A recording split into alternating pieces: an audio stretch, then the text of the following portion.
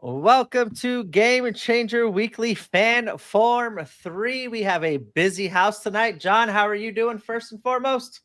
I'm doing great tonight. This is going to be a busy one. There's a lot of people anticipating what's going to be said tonight. We have our aide from Effie just as we jumped into chat tonight. So thank you so much for that. Yeah, the long and short answer should have just been great, man. How you doing tonight, Brett? I am doing good, and tonight we are joined by Screwball. How you doing tonight, Screwball? Doing great. Oh, I like it. It's gonna be a short night, short and 16th. I liked it. Let's go. A man of few words. I love it.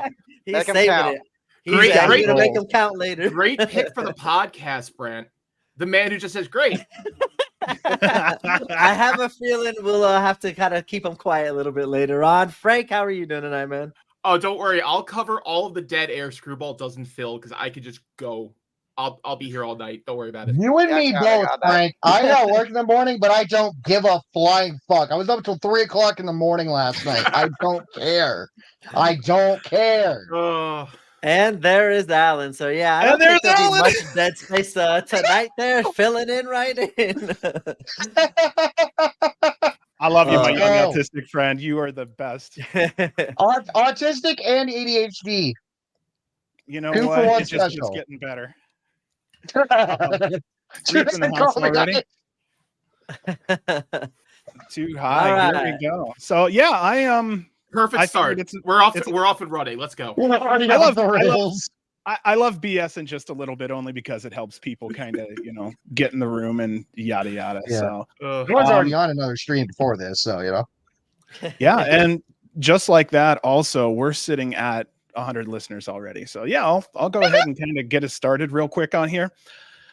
I wanted to start with a quick shout out to Casty Haynes over at Body Slam and everyone else dealing with all the destruction from this last hurricane that rolled through Georgia, South Carolina, North Carolina, Kentucky, and Tennessee. Also, to those in Florida Virginia. and nearby right now, we hope all of you have found safe places to stay until this next hurricane passes through, which is starting, I think, in the next 24 hours for them. But I also just wanted to mention I did not have time to find a charity or some phone numbers so others can donate resources of their time. Sincere apologies for that, everyone. But please, I recommend spending a few minutes seeing if there is any way to help others in need right now. It does not always take money. It can just take a couple clicks or just some time. So I wanted to just mention that at the beginning of the show. If anybody wants to add to that, by all means. I don't know if FTR's thing that they had going on is still going on, but if it is, I think it is because I saw AEW tweet something with Dax and Adam Copeland from tonight's AEW show regarding that. So I think that's still plenty active. Yeah, I'm sure when and we hear whatnot. more once the extent of the damage Milton Yeah. will cause is made. Oh apparent. yeah. Well, FTR's is more specific to North Carolina because Yeah. that's where he's from, and from what they dealt with Helene. But I would imagine there will be a shitload more from Florida, especially within the wrestling community. Because when you think about it, WWE's performance centers down there. A lot of WWE stars live down there because of that. A lot of indie stars live down Don't there. I forget know. the Yeah, entirety of AEW is based in Jacksonville, which is kind of like Yeah. right on the entirety of northern edge AEW. of where it's going to hit. Yeah, and then not to mention, hockey's starting back up, so you have multiple teams down there. Florida, Florida and Tampa. Oh, we got something to call um, down here now. Okay, yeah. NBA is going to get back is in their preseason. You've got teams down there. The NFL has got teams down there. And so on and so forth. So it's like it's a fucking shit show. So Yeah. I've got an uncle. I have an aunt and uncle that live outside of Daytona. I don't even know how they're doing after the last fucking hurricane, and now they got to deal with this one too. Mind you, they're older Yeah. people who are pretty much retired by now. Like, I hope to God they fucking survive out of this, because if I lose them because of a goddamn hurricane, Mother Nature is gonna hear it from me. Fuck. All right. Well, I'm going to go ahead on that end. I'm going to go ahead and start us for the night here. I don't want to bring it down too much before we get started. Yeah. No, we're gonna have a lot of fun tonight, especially on my end. All right. So I'm going to start with our intro here. Tonight, Game Changer Weekly is hosting a fan forum. Brant and I do these because we're fans first and foremost. We wanted our podcast to also be fan first. We set it up this way so everyone could share their opinions equally and find community from within. We fully recognize this isn't about just us. We share a common goal of wanting GCW to succeed, and we're fostering a healthy place where we can have grown-up conversations about what we love. Performers may hear things they may not want to hear. Same goes for Brett. We may say something he disagrees with. It's not personal. It's literally business, and we want that business to thrive. Like children, we know what we want, but we don't always know what's best. So be patient with us on that. But imagine we tell Punisher Dice Morgan he's amazing, and he never becomes The Undertaker. He never reaches full potential because yes, fans are lying to him. So we will at times disagree tonight. That's okay. We share the same love, and we're full-grown men discussing physical theater. So it's not all that serious, and we are respectful adults. So I just wanted to kind of talk about that before we go in. We all know what's going on, but I just felt like a good intro would bring a little class to it and brought everybody up to date on what's going on. Everyone here was hand-selected tonight for the opinions they do have. It's going to be a blast. Alan is already on fire tonight. He's got a lot to bring to the table. So, all right. Where did we want to start? We want to start with Fight Club weekend right out the gate. I think that would probably be best, and then we can move into farther down the road based off conversations we have on Fight Club itself. So, Yeah, Excellent. pretty much. I think it's How gonna the lead us fuck a lot is of that different this places. weekend already? How? Like, yeah, I blinked. It was Chaos. Homecoming 3 days ago, and now Yeah, it's and this is after like a 2 or 3 week break from shows. I'm about to of say, yeah, GCW this feels like a entirely. break. Yep. yeah. And it's like time is going by way too goddamn fast all of a sudden. It Mhm. might just be because I'm looking forward to flying out to Las Vegas and hopefully getting to meet John while I'm out there. We'll see. Oh, yeah. It should be good. But yeah. Oh, where we got one here. Reed Oh, says, I want to live God. in a world where Punisher Jesus. Dice Morgan was a Fucking WCW Christ. legend, 5-time champ that feuds with Yeah, he Oz. has a match with Oz at Starrcade in 1996. Oh my And this god. is let me go back to this message. He said I'm too high, so we're just covering that. We might as well get the insurance out on that one. As ahead of time here. RVD would say, what have you been smoking? Jesus. You mean never Robbie know. V, since we're in this alternate timeline. Oh my fucking god. So this The was first the title he return. ever won was actually in Vegas as Robbie Oh, V. really? Yes. Oh it really? was, Okay, fair enough. the promotion that we talked about in past weekends. I think it's NWC. Interesting. Oh, okay, gotcha. So this Fight Club weekend, we're going to see the return of Cole Radrick. He was last seen July 20th at Don't Tell Me What to Do in his home territory of Indianapolis, Indiana. Both Alec Price and Cole have had 33 matches at GCW so far this year. I just wanted to know if you people love numbers out there. They're equal right now. I just wanted to know Alec has had a few about that. since Cole's been out, which I'm glad for him. I'm glad that GCW has kept Alec going in Cole's absence, because He that's has been in a holding pattern. yeah. But he has been a lot of wins in Yeah. that holding Yeah, pattern. so they're that's good. keeping him strong, which is a good Yeah. thing. I was And I gotta worried say, he'd that get first lost. match back they're having as a tag team in LA against the debuting C4, that's going to be something. We just saw Cody Chun on Dynamite tonight, so it's interesting Really? to see that Okay. ahead of the C4's debut in LA. Yeah. Well, it's crazy because you had one half of Midnight Heat on SmackDown weeks ago. So like, Oh, you and Midnight Heat worked the dark match tonight at AEW too. nice. I think we can all agree though it would have been better if they kept Cole as a surprise, because Yes. Yeah, like, this is I hit or agree. miss, the but crowd is fine. gonna pop for him regardless. But imagine the pop if when All My Friends Are Dead hits, nobody knows it's him. And considering the fact that they used that for when JBL showed up, imagine it just happened and people think, oh God, who's gonna show up this time? It's like, oh shit, no, it's Cole. You know? Yeah, that Yeah, pop was real. Yeah. I guess the if they're fans not love him. actually going to have him redeem the brass ring, but they want him back ASAP, that I guess this is kind of the way you do it. Because I don't think you want to waste that pop on an unsuccessful cash in either. Oh, and Cole just released that new 2-minute video that was absolutely trailer was amazing. really that well is done. so good. That And I've he's in watched that a few incredible times. shape from what I've seen. Like that, Oh, it's yeah, a no, ratty he daddy, is- I've had a ratty daddy. The backflip Ratty off the Jack. off the second rope during that video looked absolutely fantastic. Also, shout out to Ivan who did our opening video.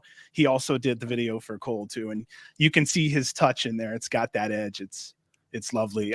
Yeah, dude, he looks jacked. He looks like he's more agile than ever before. He's definitely ready to come back. We're seeing all these tweets come through. He's going to come back with a little bit of a new look. I think it's going to be, he was asking about getting a jacket or something made. So he's looking for sponsors if anybody wants to hit him up for that. But yeah, I feel bad. I'm not going to make that LA show. But I'm Yeah, really me looking neither. forward to seeing But him back. sadly, just the 2024 lineup for the LA shows just hasn't been well for my schedule. Hopefully, I'll be back to the UCC in 2025. But if not, hey, it's coming to us. Yeah, maybe a weekend. Oh, if I have a chance to tell Brett, I'm going to say you better bring it in Las Vegas, because we've been cooking for 2 years waiting to pull the lid off the pot. And it's, if you look at our last show we had in Vegas, that was just nothing but fire, and it was fan driven the whole time. So we're going to be doing that again for sure. And you're going to have a crazier crowd too, I think, being in Vegas. All the Mania people, yes. As big as WrestleMania, I think. Mania crowd. It's a Vegas local crowd. You've got. Yeah, definitely. I've got it on fairly good information, and John can back me up on this, that, you know, a good portion of Arizona hardcore is showing up for yes for Vegas as well. Nice. It's going to be an agreement. I think it's going to be an agreement when we all get together that we're just going to agree to lose our shit and just see what we can do. Because I mean, we could make a memorable show as fans. Be like me, scream until you can't fucking scream anymore, and then keep screaming until you lose your fucking voice or come on the edge of doing so. And then that's when you throw up the fingers. It's all about being that perfect Greek chorus to complement the show. Yes. I mean, that downward spiral moment with Gringo, that triple threat, and Vikingo, like that was just insane. Like that, just how stacked up baseball. Jesus. Yeah, then you throw all that on top of it during the match. Like, yeah, I think Vegas, since Downward Spiral, is going to be excited for GCW, especially that weekend. I think there's going to be a big weekend. Yeah. Next subject, Violent J returns. Could JCW be stirring up trouble on our big weekend to create a rivalry?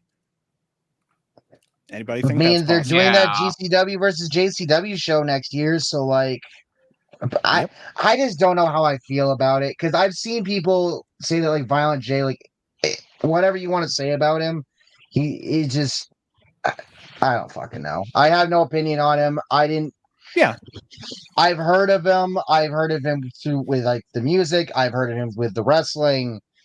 He does both. I don't really care for him. I don't really care for Insane Clown Posse. I just don't. Like, that's just not my shit. You know, it's generational. I think it's mostly generational because it came out of our era. It's just one of those things where if you jig Insane Clown Posse, maybe you have memories of their run in the late '90s in WWF and WCW. You might be digging I've this. Heard of that. If you don't dig them, then there's other shows for you. It's just been JCW has just, I mean, Juggalo JCW has just been such a blind spot for me that I just couldn't tell you. Yeah. You know, word one about how I feel about the promotion, just because I don't have that insight into how big they are, like how, prolific they are, et cetera, about them as a promotion outside of them being, oh yeah, this is where all the juggalos go, go watch pro wrestling. But I don't know beyond that, for lack of a better term, normies, muggles, whatever word you want to use here, what their reach is in the terms of, being an indie promotion in the Midwest. So it's funny you said that. I actually wrote I could use a tag team or stable coming over every now and then to stir the pot and create more brand recognition, wrestler recognition, so they can establish themselves in the fan psyche. As long as it doesn't drop the overall bar of quality on our show too much, I would say bring on some JCW representatives. I liked Too Tough Tony a lot.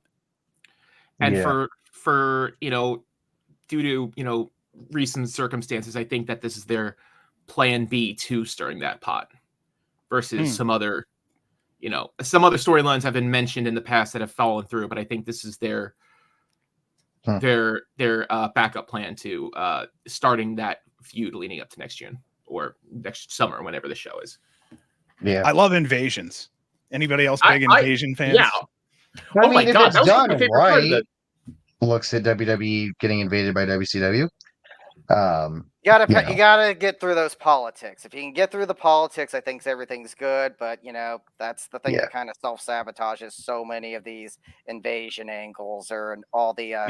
Is copycats. who looks strong, who comes out, who comes out on top, oh, are you going to go over? Oh, are you going to have my guy go over clean? Are you going to have your guy go over clean? Yeah. What's that going to do to that going to do to the legitimacy of my championship when your champion goes off, finger poke of doom as in the final match, like, Or you get the DQ and a death match promotion because that's the only way Yeah. you can book it. I Well- was kind of hoping more from the HOG House of Glory crossover there. I mean, I know we got kind of the best with Loki and stuff, and like a lot of the talent do work both shows, but I was kind of hoping a little bit more with that and that tag title. Well, and that- House of Glory, I with- do think is going to have a presence Mania weekend, so maybe we might see Yeah. some of those talents. think on shows probably. Spring Break. the most intensive House of Glory presence in GCW was, I think, at a JCW show when Mason had like 4 or 5 like big beefy guys just as his goons on I want to say the Boonton JCW show, October 2023. Yeah. Good old boot. Yeah. I just remember the run that Brian has the XL and cold-blooded Red had killers now tag over titles. there. Wait, which? Yeah, who- Charles Mason has the cold-blooded killers over there now. And by the way, since we're mentioning Charles Mason, we should also mention the fact that Night 2 of Fight Club was announced tonight that Richard Holiday is facing Mr. Danger. Should be noted that when I was in Hartford, Holiday let it slip that Mason's trial is right before Fight Club It's weekend. happening right Mhm. now. I had that yeah. I had that as a huge as part of my notes for the fallout for Fight Club. Yeah. But we'll get to that when we get to the end of Fight Club. Yeah, when we get to night 2, that's going to be a fun one. So I don't know how many of you know. Then we could possibly get Officer Cabana at JCW. You guys know That's anything about so- Officer Cabana? He's only been in GCW a couple of times, and I think it's been like Chicago it shows. was a random Chicago show, and I think it was another collective show. Was that Cabana Man Dan? No, Colt. Oh, No, it's Colt Cabana dressed as a No. cop, and he hates oh weed. shit! What? And he comes out with a Oh, yeah. flashlight, and he's like, "You better not be smoking." It's a great No, and that- antagonistic. Oh, okay, Yeah, oh, okay, yeah, it's- I yeah, remember he's just- now, he's I just a remember dumb now. Well, now that you mentioned that, they could have had him do that with Cardona early on in his GM run. Because remember, like who was it that like smokes weed to the ring and then Cardona Reefer? had Lloyd come- Reefer. Yes, him.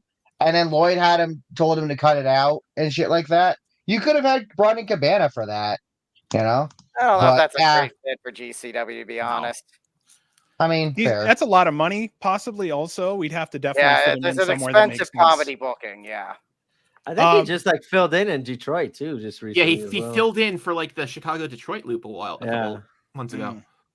So then my next question goes to: are there any other comebacks or surprises on your radars for that weekend? Well, okay, since we mentioned Mason, it's kind of weird that they're positioning him to be a face when they've also set him up to be the heel for the returning Jordan Oliver. So I'm not quite Well- sure what that rationale is. So here's the thing: Oliver's not coming back till next year.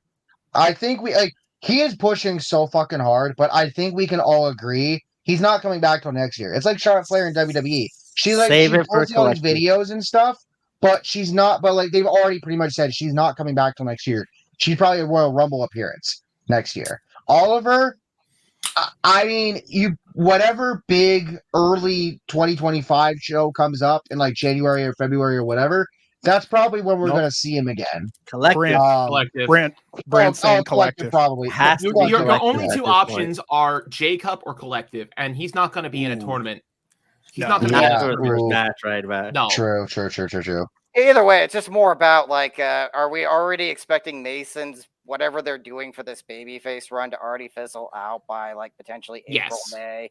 Yes, I think they're gonna put him in another holding pattern like thing, because for Richard Holiday to come out and say that like, oh yeah, Charles Mason's kayfabe appointment or court date is 2 days before Fight Club right behind War Games, that's not an accident.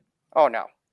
Nope. Like if you're gonna say some random date, you're gonna put it 2-3 weeks after a major event. You're not Yeah. gonna put it on the Thursday leading up to one of the bigger shows of the fall for them. It's weird because that's a pretty quick murder trial, but I guess it's wrestling.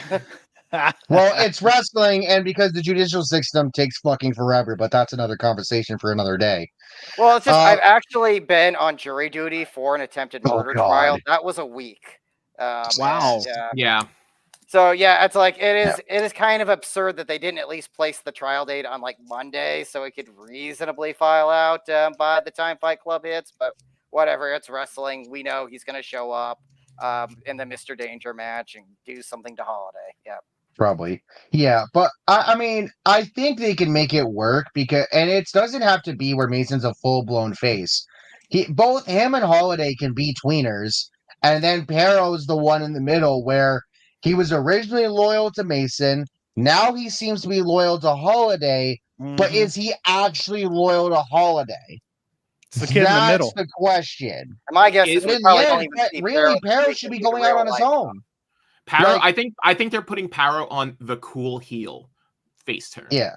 Oh yeah, don't get me wrong. Oh yeah, they're building long term to some sort of turn, but either way, I don't anticipate to really see much of that played up on Sunday because I guess he's probably not going to be there because of what's happening in Florida. Yeah, that's fair. Oh yeah, no, probably. Yeah. So this will enter us into night one of Fight Club here.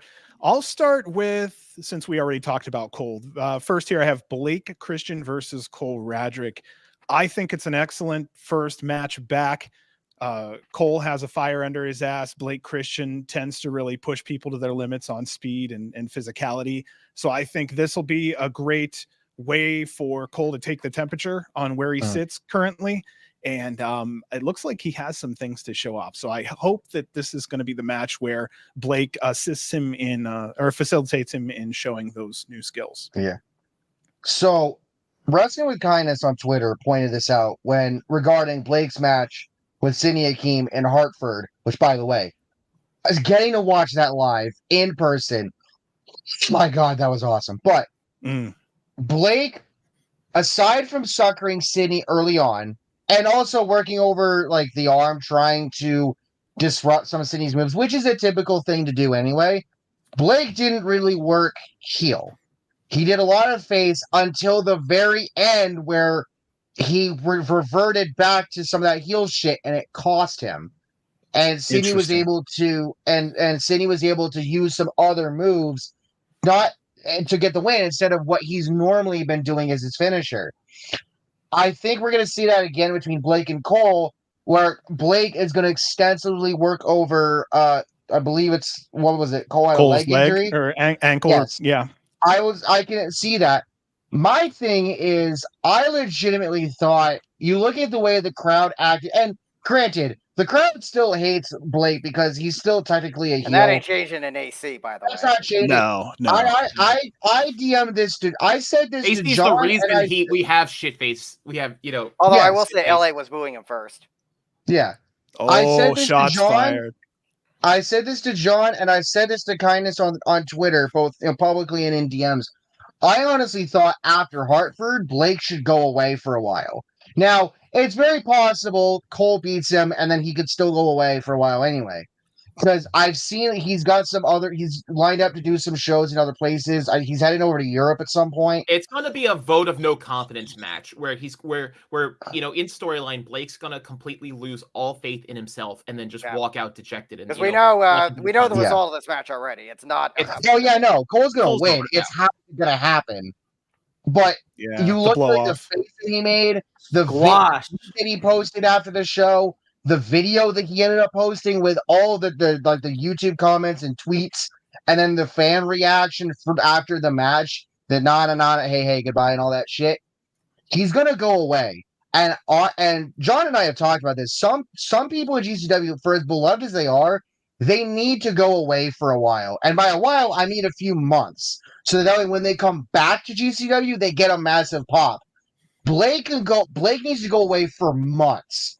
And then I guess he'd have to come back and make the save for somebody, like in some sort of situation to where you make him a face and then you show that he's finally put those heel tendencies away.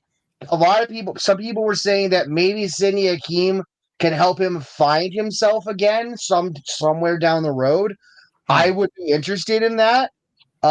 Because I mean, Cindy Akeem has been so fucking awesome on the Indies so far.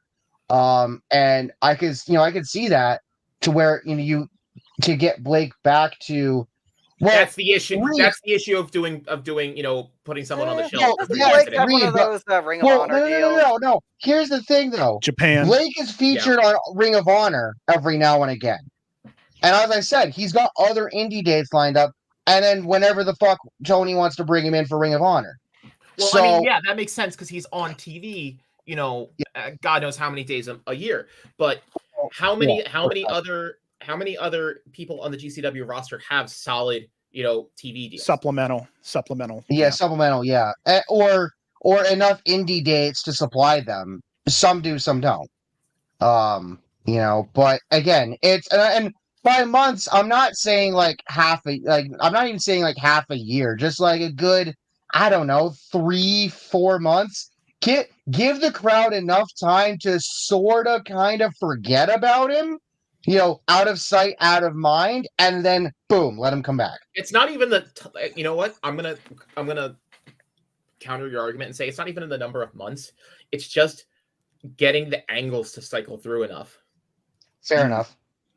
I Because wish if we you- had someone like that has kind of the history with Blake, someone like Alex Zane that we could actually play off history of. But a lot of those people have moved on too, so I'm not sure who you would actually use. I guess Cindy Akeem kind of makes sense from that one match. But yeah, it's kind of just sad that there isn't more people that worked those 2000 indie show or 2020 indie shows with them that we could draw from. Leo Rush, Blackheart, bringing out. Thank Yeah, you. but Leo's also pretty regularly on AEW TV, so I don't know what his availability actually is.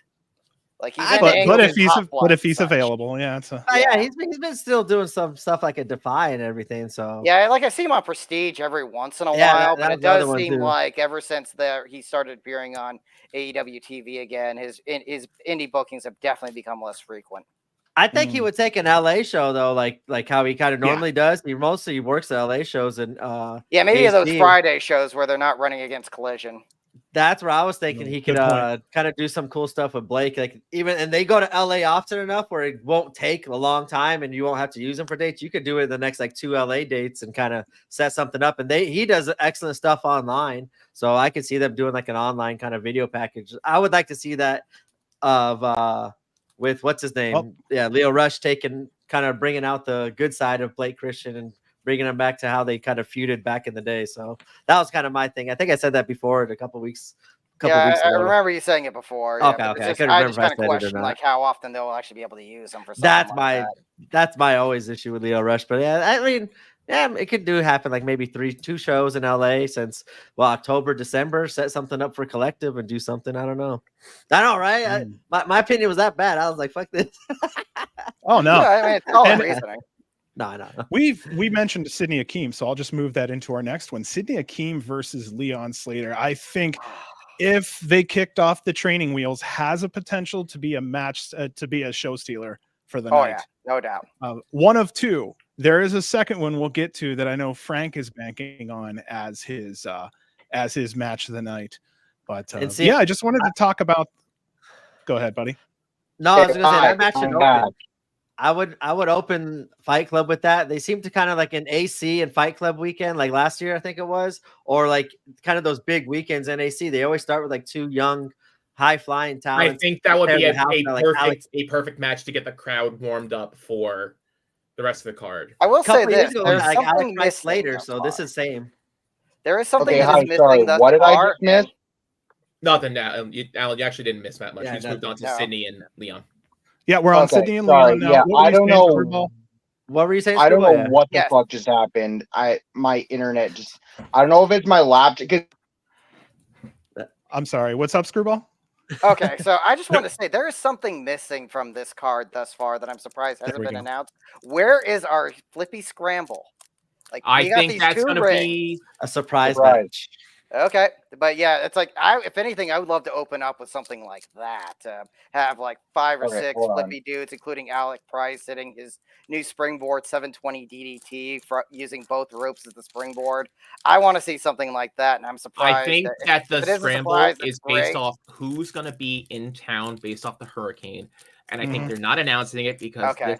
because the match that I think if there is going to be a scramble, it's going to fill that slot right before setup of the cage.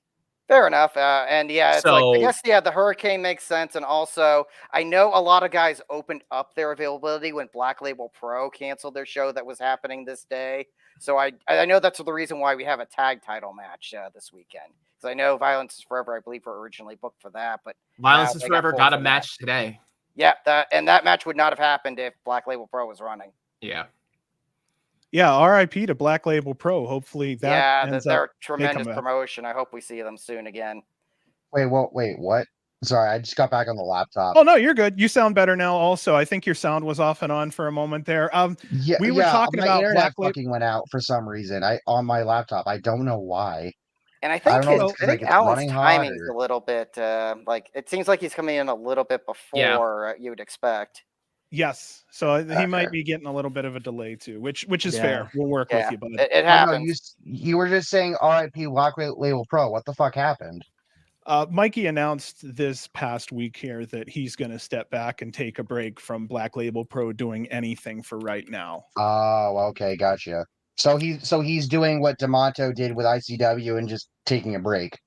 Except that they had to Well- cancel the show so close to it because Black Label Pro was supposed Yeah. to run this weekend on the same day as Fight Club, Oh, but they had to cancel Fancy Wrestling, unfortunately. So But jeez. that's a solvency Yeah. issue. Unfortunately, he just may not have the the income. and there may to- be other problems too, like that may be preventing him from being able to run a good show. And like, if you can't do that, sometimes it sucks for the workers involved and everyone that's missing the payday. But sometimes that unfortunately happens. And I believe he's trying his best, like a lot of promoters, and Yeah. sometimes it just does not. And come together. 2024 is a rough time to be running shows. Like Yeah. everyone's feeling budget stuff, so you're far from the only one. So we kind of just touched on that match for just a little bit. Then I'll go ahead and move on into the GCW Ultraviolent Championship. Rina Yamashita versus Brandon Kirk. Frank, I want to go to you first on this one. I feel you have a strong opinion here.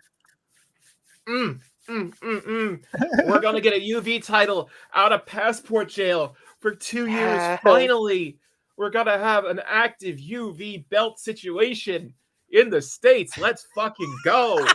And Brett is immediately hitting timeout. Oh my god. Okay, Brett, let's hear what you got to say, brother. I think they might save that for NGI. I think Yeah, I don't think the like, title this is going to be a changes tease. I think this is going to be a tease, and then it's going to kind of set up NGI. To You know Yeah, what? You no, might I've be had right, that but belief. I hope I'm right there with you. I want it to happen, but I think it's gonna. They're gonna tease. They're gonna build Kirk up. This is gonna be the build up for NGI for Kirk, and if they don't, I can see them at NGI. Yes. But if Yeah. they don't pull the trigger in a rematch. this weekend or NGI, the moment's gone. I think Yeah. Rita's going to defend it every round. And first round, it's going to be Brandon Kirk, and Brandon Kirk's going to pull an upset. I And that's can going to see be like I think that's going to be like the first Holy match of the shit. night to like start the show. Like holy fuck, and It's then it's get it either going. gonna be That's what I that or would the do. finals. It's Yeah. either gonna be that or the finals.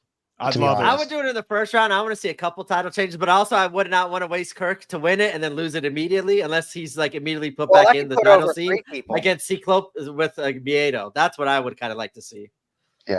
What did you say? Yeah, you can Screwball? put Brandon Kirk in the lineage by having him win in round 1, but then not win the tournament. So you basically that can set up multiple things if you do it Yeah, right, well, but it can yeah. also screw it up if you do it wrong. Build up Biedo, and Yeah. he screws Kirk, and Kirk now has it, or Oh. Biedo has his first opponent for the UV title, and I think that's a way to put all the heat on Biedo, even though he's kind of got it now. That's what I would kind of do. But I think a very if I were. non-controversial opinion at this point is I do think Rina should not leave NGI with the title. That's I agree. That's my main Yeah. situation. Oh yeah, no, absolutely, yeah. Which And- by and the let's- way, Go ahead, Sorry. Alan. I'm sorry. no, I was just gonna say it seems like they're going with more than 8 competitors because Donald Hall. Yeah, that's another good point. We're probably not getting Brett one-on-one. posted on Facebook that Tommy Vendetta Tony Medina, which by the way, he fucking deserves to be in NGI. I'm so fucking happy for him that he's gonna be in it, which he's the 9th guy in. So I could see it like they do 12 and do multiple person, like you have like 4 matchups, and then who the winner of those 4 then enter like the regular bracket. Well, they and then did. They you did kinda an go from NGI there. a couple of years ago where they just did an 8-man, and then they just had one match randomly was a 3-way. I think they're going to Yeah, be only fair 3 point. matches for the winner. The tournament's going to be 3 rounds. I think 3 They're not rounds. gonna 3 do rounds is 4 the rounds. only. You can't go 4 rounds in a deathmatch tournament. Nope, I'm right there. If with you're you. doing like the J Cup where it's it's just pure technical wrestling, yeah. If you space it out enough, sure, you can do 4 rounds. But deathmatch, no, 3 rounds is the absolute limit you can do in a deathmatch tournament. Yeah, especially if it's a 1 day. Now, if it was a 2 Yeah. day, you could get away with that. But Fair yeah, I enough, think fair enough. maybe 12 people in the bracket, like 12 3-way. tops. I'll see it as 10, as Yeah. 2 3-ways and 2 regular matches in the first. Fair point. Bonus points if Um, you could at least keep like the whole thing consistent, where it's consistent triple threats in the first round, and then maybe move on to singles. I know what you're saying, but But yeah, it's doesn't happen deathmatch, that way, and like you you know? got who you got, and if you got Yeah. 11 people, one of them is going to be a 3-way, and there'll be Yeah. singles matches. Yeah. So, you know what would be wild? Imagine we get John Wayne Murdoch versus Rina Yamashita in the finals. It's announced that Rina has to defend the title every round. Rina loses the title to Murdoch, and then Murdoch loses the title to Kirk in the finals because if Murdoch feels like, because Tremont shows up every so often, Murdoch's around more often, and Murdoch feels like the deathmatch gatekeeper in GCW. So, like, Kirk got the Tremont rub because he got Tremont's spot. Tremont gave that to him. But I feel like because Dr. Redacted faces Murdoch. Murdoch wins, but Murdoch allows Dr. Redacted into the finals, into the tournament. Murdoch has also had a thing where I don't think he's ever beaten Rena, and especially has not beaten Rena for the title. So I Yeah. feel like you kill 2 birds with 1 stone. John wins, and then he basically in round 1, opening match, and then says, "You want this, and for everyone else, you want this, you have to go through me." And then Kirk is the one that steps up, goes to the finals against Murdoch, and I beats him. don't know if a double quick switch like that, like a quick, bang bang title, I will have the understand. same impact as Brandon taking it off of the 700-day champion. Especially if Rena beats her in the build up to it, like we expect to happen this Oh Saturday. yeah, no. Yeah. Oh, fair enough. I feel like you kill 2 birds with 1 stone there. But at the same time, you can do and the I don't Kirk know if versus I feel like John match Murdoch. later. Yeah, well, and I also feel like Murdoch wouldn't necessarily mind. Like, no offense, but again, yeah, he he's had finally his gets run. his Reno win, and again, like I said, to me, especially with a certain someone, not gonna say the name, but it's with a certain someone not being around right now, and Murdoch is GCW's deathmatch gatekeeper. Duke is the elder statesman of deathmatch right now. He's Yeah, also especially- selfless. yes. Let's give him credit So for being I- selfless. yeah. He'd So be the it's type to take a either- title for 1 match and then lose. Oh it. yeah, He's no, cool with that. that's my thought. Is he would do it because he knows, because if he knows that Kirk is going to beat him in the finals, everyone knows Kirk fucking deserves it. So you let John get his win against Rena, you let him get the title, and then John and Kirk give them back up the fans even more than they already are. Give them all the fucking space in the world because and let them just go. Fucking Christ. And let them just go to fucking war because they're going to. I don't mind, I totally get, in the theoretical world we're talking about, if I'm not worried about, Duke, getting, sour grapes about getting the belt for 1 match. Yeah. I'm Yeah, more or 1 or 2. focused. Yeah, like whatever words you want to use there. But, Fair enough. I'm more worried about what the fan reaction would be if that were the case. Would both for Brandon Rena losing the title like that, and to John would the getting crowd just be 1 hour run? Would the crowd just be too flat from the first title swap to not appreciate the real? I don't think so, Brandon. I don't think so because go. if just go. yeah, I don't Correct. think so, just because Murdoch and Kirk can build the match up to get the fans invested enough, because they're both incredible fucking competitors. Watching Tremont and Kirk battle in Hartford in person, I mean, y'all know me. I'm gonna lose my shit, but like, I don't get to see death matches all that often. I lost my shit watching them use glass in the main event of ICW in Boston earlier this year. So like, to see that, and the crowd fucking loved it, and the crowd loves Murdoch. They fucking love Kirk. I don't think you lose here. And it's, and people would understand in a sense, especially if you give Murdoch the mic right after the match and say, if you want this, Yeah, that you is got to go key, through me. giving him the mic time to set it up with the context. Exactly. Mhm. And then 'Cause maybe he's a Kirk killer comes guy out. live. Yeah, and then let's just say Kirk's match is right after Rena and Murdoch. Kirk makes his entry. So like Murdoch gets the mic, he talks his shit. Kirk immediately comes out, steps up to him, and says, "That's mine. I'm taking it from you." And then Murdoch says, "Prove it." And then you go through the rest of the tournament, and you get to the finals. Murdoch versus Kirk, and the most death match you could possibly have within the fucking rules of the state they're in, doing it in. Oh, they're in And Florida. I That's not think the it would be a issue. bet. Yeah, Florida. Which, by the way, Reed pointed it out. That might get moved because of Mother Nature being an asshole. And now, yes, it's not until We're gonna be out of November, hurricane but we're season in by then. Just October. hopefully they have so- enough of the state to do it. Is I think the big Yes, concern. exactly. Brett is listening to this and going, "Do none of this." Brant, what were you going to say about this, buddy? Sorry. So no, you're good. So I was actually just thinking what you said, Frank. I want to build off of that, like the crowd reaction. So I will switch my thing, and here's what I would do now. I would give Brandon Kirk the belt this weekend. Give that pop in AC. Let him have his moment. Now you got a new champion.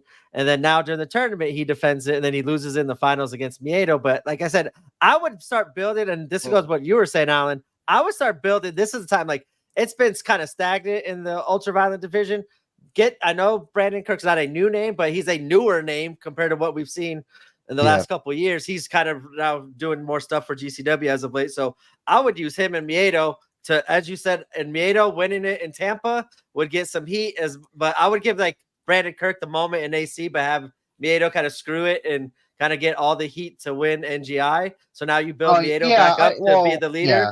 And then now I would start using Tremont, start using Rena, start using John Wayne Murdoch as household names and build up Tommy Vendettas, build up Dr. Redacteds, and start having new names in this scene that's kind of been stagnant for a while. I would use those established names to start building up some new names. And now we got a brand new feud with two hot names. Miedo has a new first hot match heel. in AC will be electric. Also, I just want some new names right now.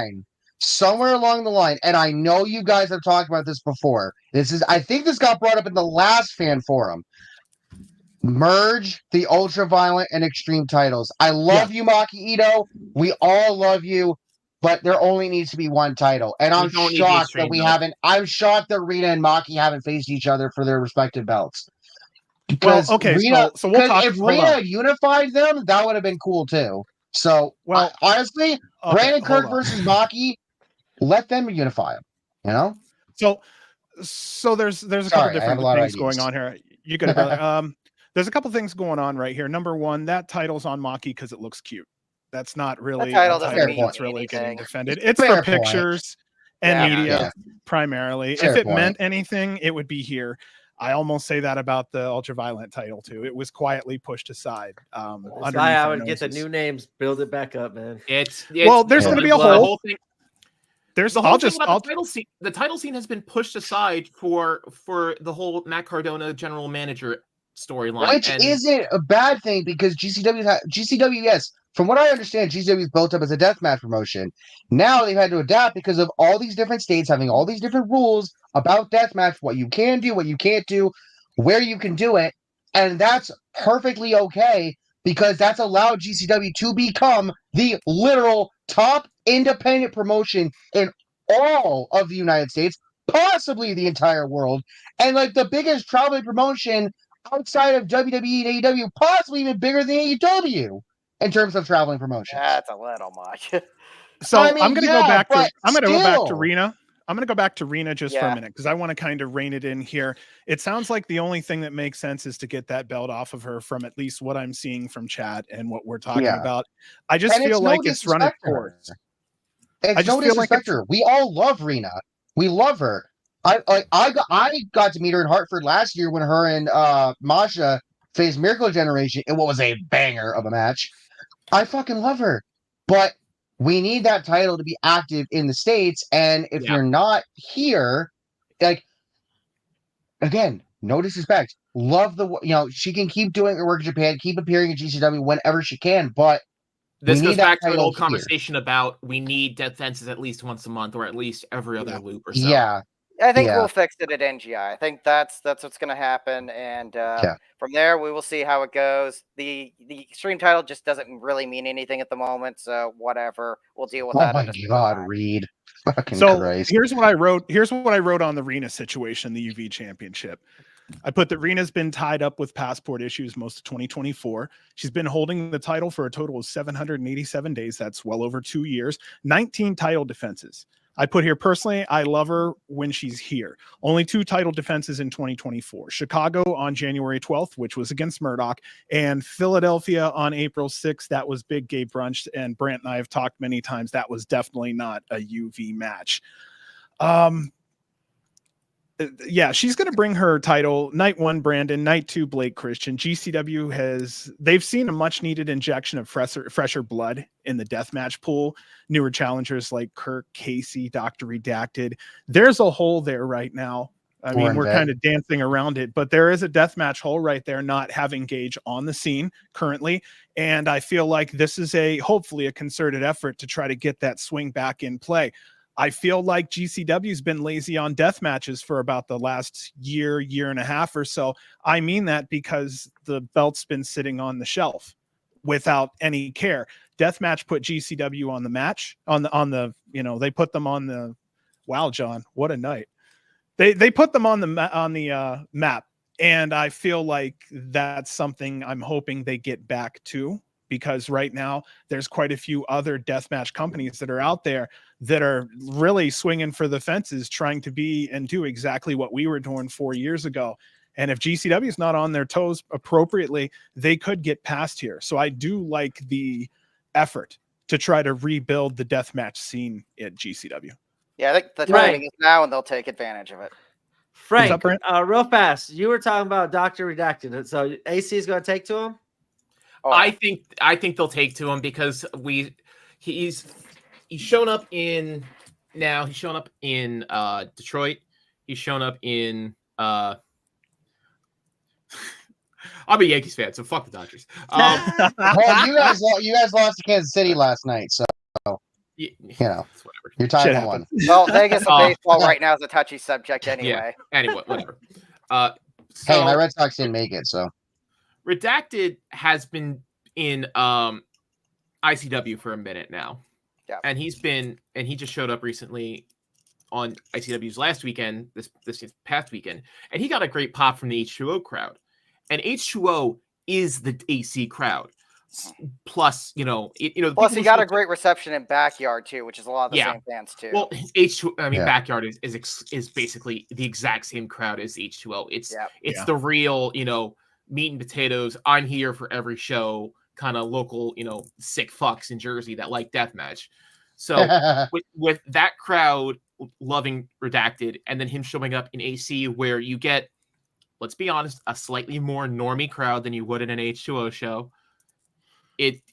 I think that AC will take to him quite well. It's just a matter of getting him in the building at this point. and I've seen normie crowds in Vegas take to him too, so I am Yeah. not worried about that Yeah. whatsoever. I knew the West Coast takes to him. But that's why I was just wondering East Coast. I haven't seen him too much in like those promotions out east, and as you were saying, so that's why I wanted to ask you, because you are senior East Coast correspondent there, and I wanted to see how AC would take to Doctor.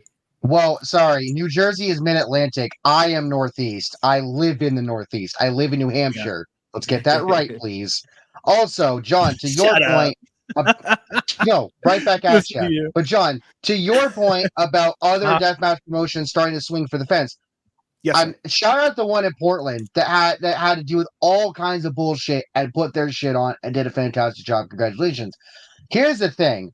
Other deathmatch promotions showing up on the scene is a good thing for GCW because, again, GCW doesn't have to do deathmatch all the time, but other promotions starting to catch up to them will give GCW that itch so that when they can do it, they will do it, and they will do it the only way that GCW knows And how to honestly, do it within, let's of course, the rules. let's not split hairs here. You can always cherry pick from people that, you know, if two guys put out a banger out in you know, in Portland, grab one of them, throw them in rising NGI, tide lifts all ships. So Yeah, competitive exactly. deathmatch scene is a better scene for everyone. Exactly. Like if you're a deathmatch promotion that's genuinely wants to, because like we've talked about this before, deathmatch in America is kind of dying, and that's mostly because of the regulation and also just the materials kind of getting expensive. But like, look at Atticus Kogar. He drops and I understand that storyline shit with ICW, and I know John's gonna hate me for fucking. Don't get me started on the 440 Civil War. Yeah, Oh my yeah, god! I hate no I one. will keep this as short as possible. The only thing I will say, and I understand that people pointed out that it was him rehashing an RSP promo from years ago. I don't care. The one part that stuck out to me, and I DM'd John about this, is the part of him saying that everyone is doing the same shit and nobody is fucking doing anything different.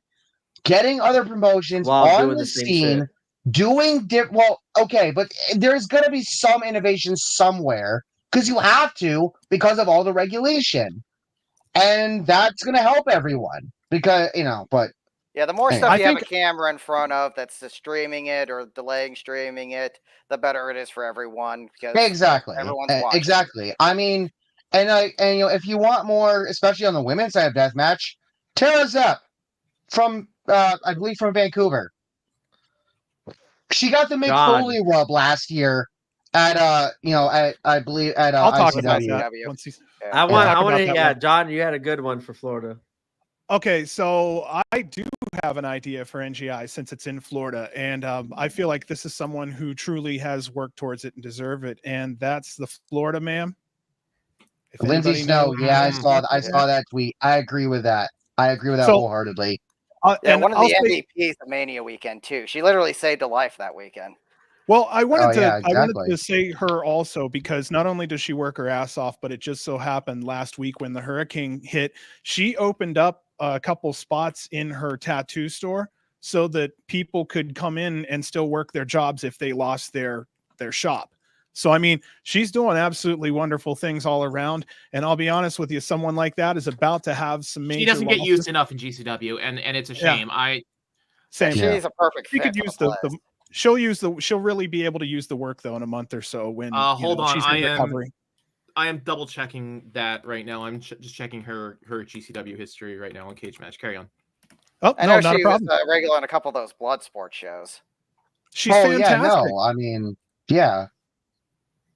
She was the one that I really thought would be kind of fun to go in.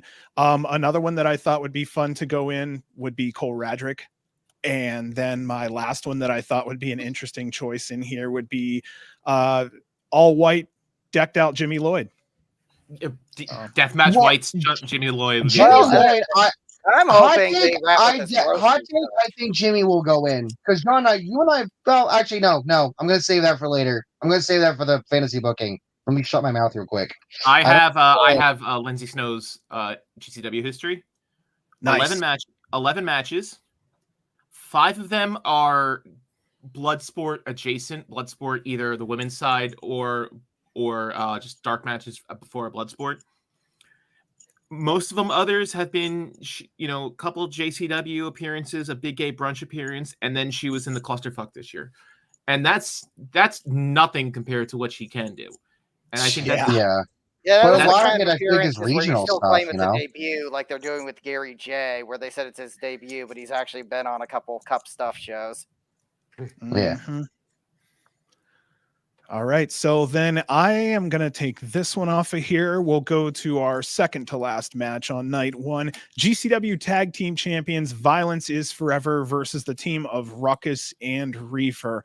I kind of have a feeling we know who's going to win here, but anybody have any thoughts on this one? Highest is forever is a lower third that should appear on Saturday. If you Yeah, this is a last minute booking, literally, because we already talked about the Yeah. reason that they were a pickup from BLP canceling. So it's not And like I I got- really and- expect the title to change. like they're not going to put the belts on Ruckus and No, Reef, like but Yeah, it's like no. it's like you want active champions. Let's put them on guys that don't travel. Like that's not going to happen. we do need. I Yeah. think we do need a new tag team champion. Yeah, but it's not See, happening. I would have thought that would have been Zilla and Jacob until Jacob got signed by WWE. Yeah, Hot we take all right there. kind of. I Yeah, we think all everyone kind of had thinks our. that could have happened. Yeah. So I'm thinking that maybe when Cole comes back, he cashes in with Alec, because we've had a huge hole in our young guy tag team situation since East West Connection or East West went down. So I'm thinking maybe this could be our next round going through. And if it wasn't Cole, if it wasn't the Garbage Daddies, I originally thought it was going to be Oliver and Price as a team, as the new young gun kind of. So Yeah. I don't know. Anybody have So- thoughts on that one? Well, what about okay, I don't want to be disrespectful here, but I'm just like booking wise. You think it's a quick match for Violence is Forever? They just destroy Ruckus and Reefer, kind of get the quick heat. I think and you then- get 2 or 3 comedy spots. You get the Cloud9 moonsault with the joint, and then it's a quick match after that, and then you get a cash in. That could happen. Yep. I Do was your- gonna do say your not a shtick and cash in, jump but out. like Yeah. a team showing up, like a new team showing up, and then kind of taking Oh, the tag. yeah. But Yeah. but Oh, I'm just yeah. off the top of my head, I If can't it think of a wasn't tag team. if it wasn't the Hurricane weekend, that thought may have more legs.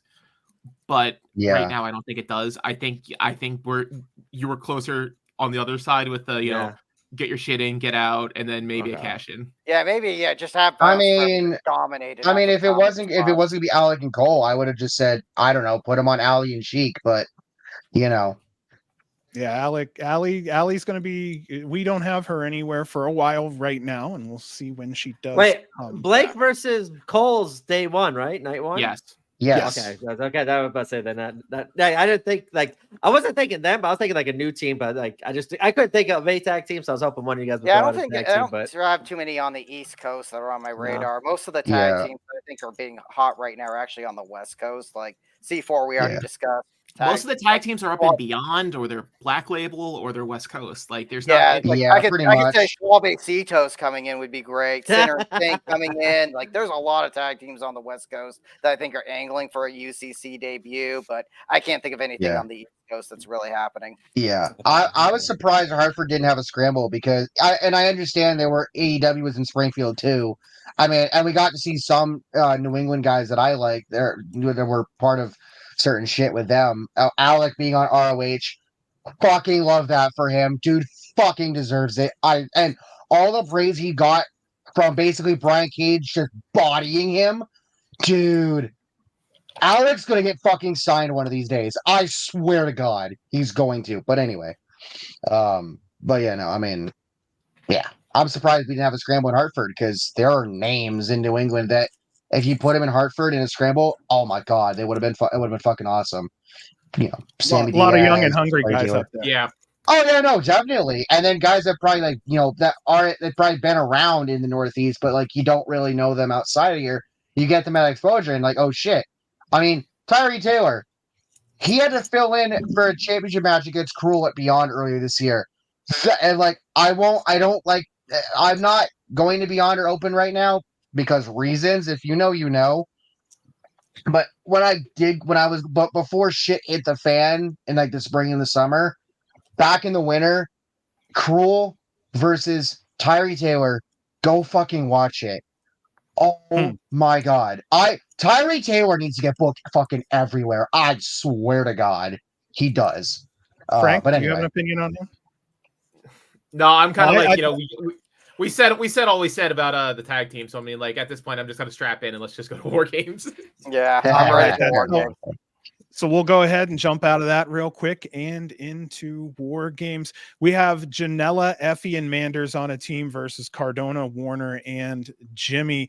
There is going to be a mystery fourth on each side. I'm going to just throw it out here. I'm looking at the possibility of one side, the good guys being Sawyer for the fourth and Murdoch for the fourth on the bad guys side. Now, this is not going to happen. Not going to happen, but in a perfect world, I would have had Cole on the good guy's side and Jordan Oliver on the bad guy's side. He was my original choice for a young gun for Deathmatch Royalty. The other one was Ciclope, and then put Miedo on the other side. So Yeah, that was do you what guys Brant was think on this? talking about. Yeah, okay. I actually want to agree with Sawyer here, and I think there's a point here that we need to point out. They have taken the women out of the match. I think it's a bad look not to put one in, and that Bingo. Sawyer ticks all the boxes. Like she's Yeah. deathmatch capable, has history with the baby faces, a little bit of history with the heels. She's with I Manders can't imagine a better IRL. person to have as the fourth. Yeah, she's Yeah. with Manders. That's like the connection. That's all the connection you really needed is to get. Yeah, pretty much. Now, I Yeah. did have an opinion on the heel team. This is not really a glamorous one, but they had Slade fill in recently. He's worked as a mercenary in the past, so you can put him in this match and not have him in Deathmatch Royalty afterwards, and it makes a lot of sense. He's got that deathmatch experience, and like he's worked as the mercenary before for Charles Mason, and it's like he's a double tough guy that's not going to quit on the team under any circumstances, even though he has no involvement in this storyline and such. So I was kind of thinking Slade for that reason, but if you got something with better star That's power, too you big of could a use. spot. We I- could yeah, I'm get, sorry. we could get a, for lack of a better word, debut of either someone brand new that they're gonna slot into Deathmatch Royalty, or we could get a semi-returning, like a returning debut of someone who was in GCW who's now being reintegrated into GCW as part Ooh, of. Casey Catal could come back. This could be her spot. I don't. I mean, And not as I a don't think heel on so Deathmatch because Not as a heel. with her, Yeah, No. not as a heel. Whoa, Yeah, I know. Frank, where were you going with this? Sorry, I was bud. honestly I was wanna honestly hear thinking this. I was honestly thinking along the lines of, like you said, mercenary. Like I'm not suggesting him specifically, but someone along the lines of like a Bam Sullivan as coming in as like someone for the money, just as a muscle for Deathmatch Royalty. I used him because mean- he said Slade and Bam was the other Yeah. goon for Charles Yeah, Mason. Bam's couple years too ago. likable for I know that. Bam's too light, but I'm just saying, Yeah. like someone in like that's the kind of person I'm thinking of when I'm saying like someone who doesn't have that much exposure to GCW, who they're trying to slot in as a new face, and they're going to do it this way. That's the other thought. Or on the third hand, you have something like I've said before, and it said like with the BS with Mason and his mysterious court date 2 days before Fight Club weekend. It just could be Mason as the fourth on the heel side. Oh yeah.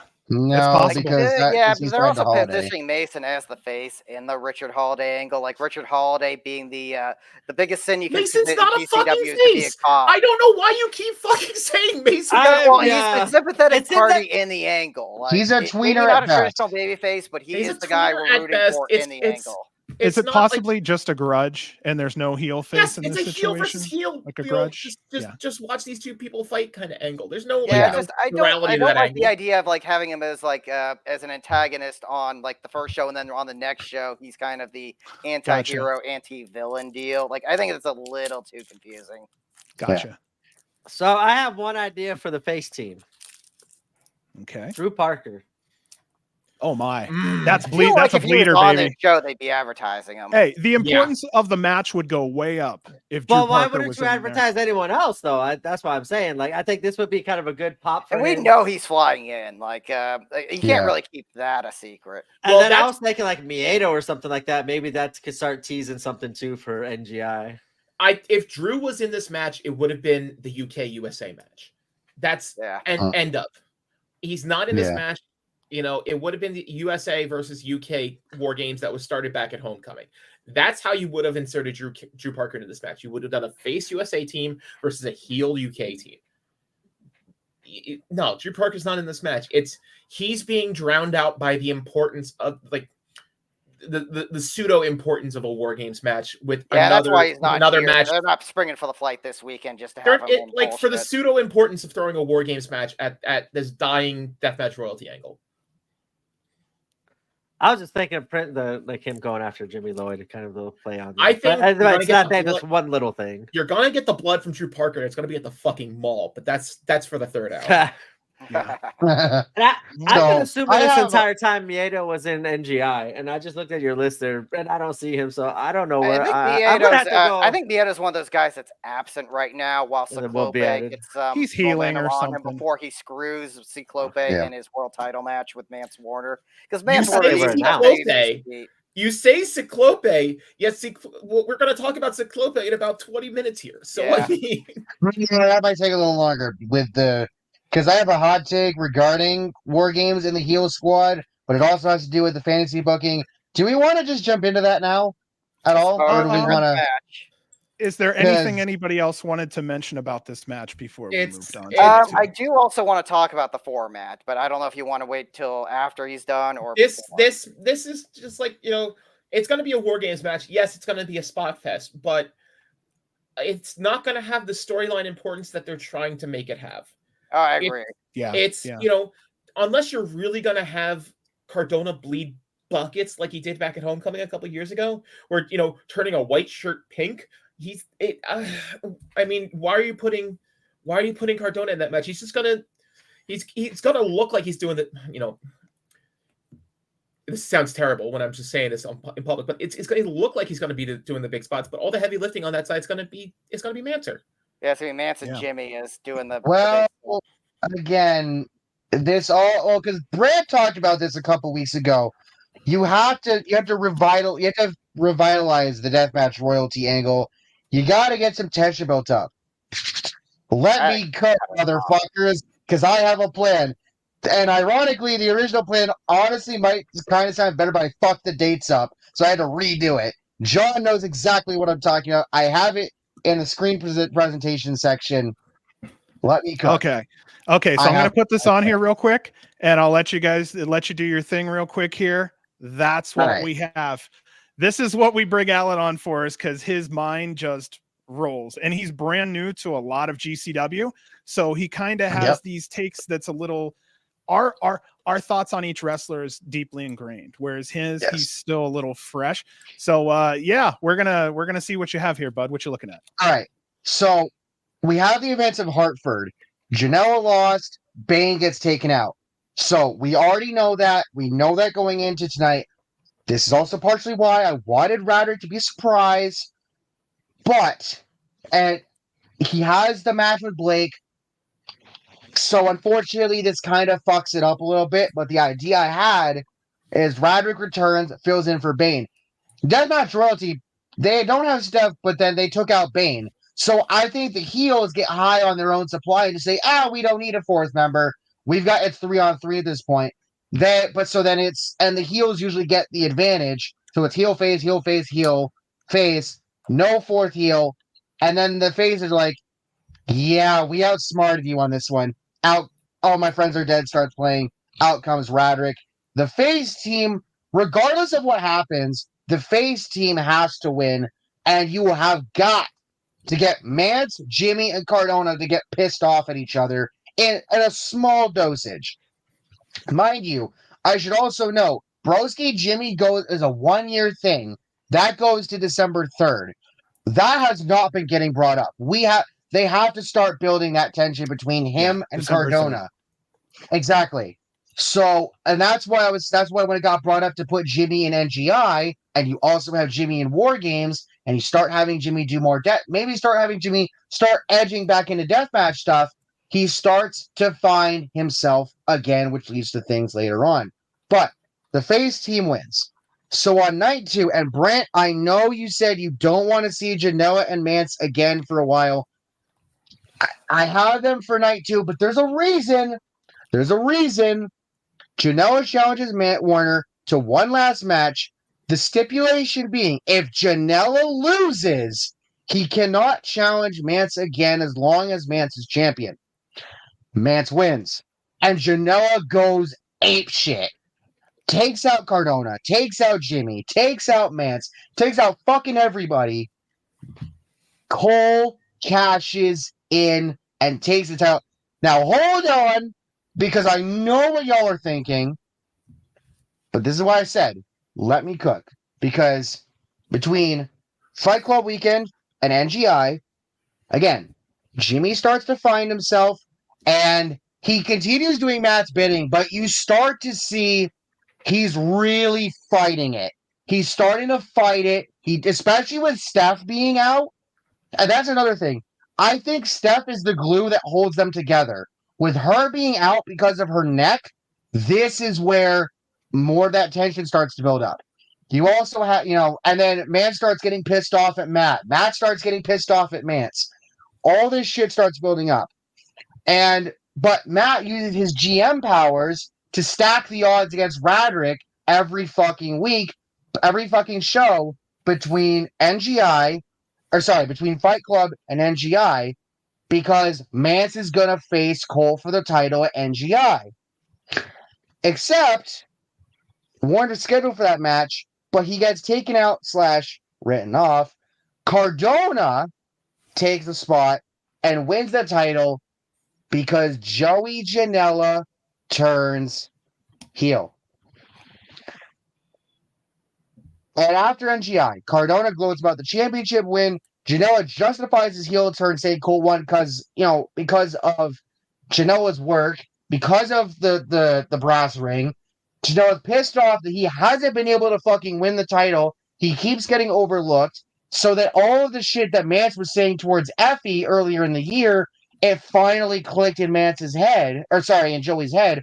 Now, Joey he's not necessarily part of Deathmatch Royalty. He just turned heel because he's pissed off and he's sick and tired of the shit.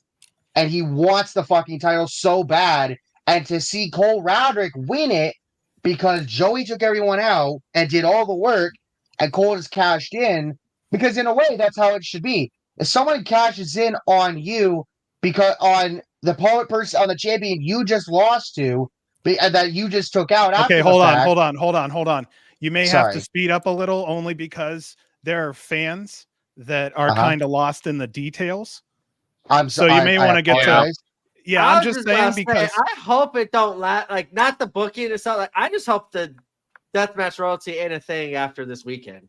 Same. I think Deathmatch Royalty lasts until about spring break. I think he's right. Really? On that, oh my god! I hope not. No, well, Brett, here's the thing, though. Here's the thing. Warner gets taken out. Cardona has the belt. Jimmy only lasts until December 3rd, and Steph's out because of the neck. So Mance is going to be gone for a while. Jimmy's going to be done with Matt's shit, and Steph's gone. So really, it just becomes Matt as the GM with the title, overlording over everyone. But then it eventually builds because you get a Radrick Janela feud. Janela also feud with some of the other baby faces, and then eventually, but then after NGI, as I said, Lloyd continues to build towards his turn on Cardona. Cardona uses him as a shield or a go-through for title contenders. Title is sparsely defended by GM Cardona. We get to December 3rd. Lloyd turns on Cardona, and Cardona challenges him on it. Lloyd gets his freedom, losing the match by DQ. And then Cardona beats the shit out of him afterward. So Lloyd then kind of goes away from GCW for a little while. New Year's Eve, Janela wins the Rumble match and immediately announces he will face Cardona in the main event of Joey Janela's Spring Break. So then, as Cardona being the GM, he stacks everything against Janela between then and now. And on top of that, Cardona declares that Janela can have it because he won the title shot, but he cannot touch Cardona between then and April. So basically, it's the same thing as Mance and Effie. Effie couldn't touch Mance, except this is now for a longer period. I don't see another no touching clause for a while. I get it. I understand that, but Cardona's the GM. You know he's gonna fucking do it if this was to happen. This hasn't been brought up though since Mance's been title, him being GM. Exactly. Well, wait, hold on. Sorry to break this, but didn't something happen where Matt inserted himself and saying since he's a real competitor anymore, he's not going to be GM anymore? Or was I imagining that?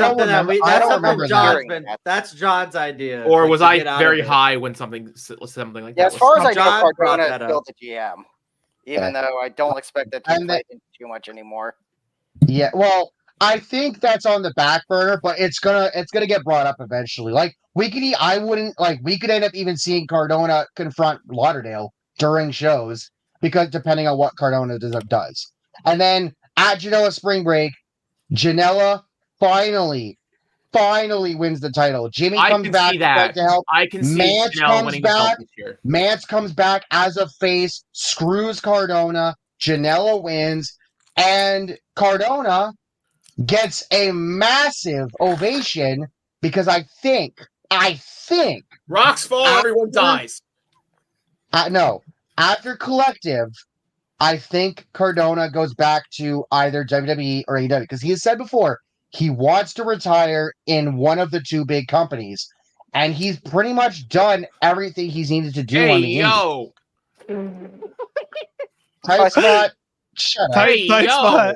He has a touch. God Well, damn you it. know, hey, some are hands Yeah. off, some are lovers But- more than fighters. but- I like no. the idea. I just hate it. I don't want to see this be a thing till spring break, unfortunately. Like, but I get it. It's going to be a big piece and a big blow away. Reed, But Reed, I I don't get what know. you're saying, but remember, a lot of these guys and gals are gonna end up being booked in other places, and especially Jimmy's you been can't count fucking on that, though, everywhere. yeah, you Mi- can't count on that. That's why I did lose you too when you have people sitting out. Like, you can't really do that. You got I to find mean, some way. fair point. But I guess in an ideal world, this is the sort of thing that happens, and there's probably workarounds. I mean, Well, I'm gonna- but Everybody's in Mr. America masks. Everybody pretends that they're not themselves. Right. Everybody's in Juan Cena masks.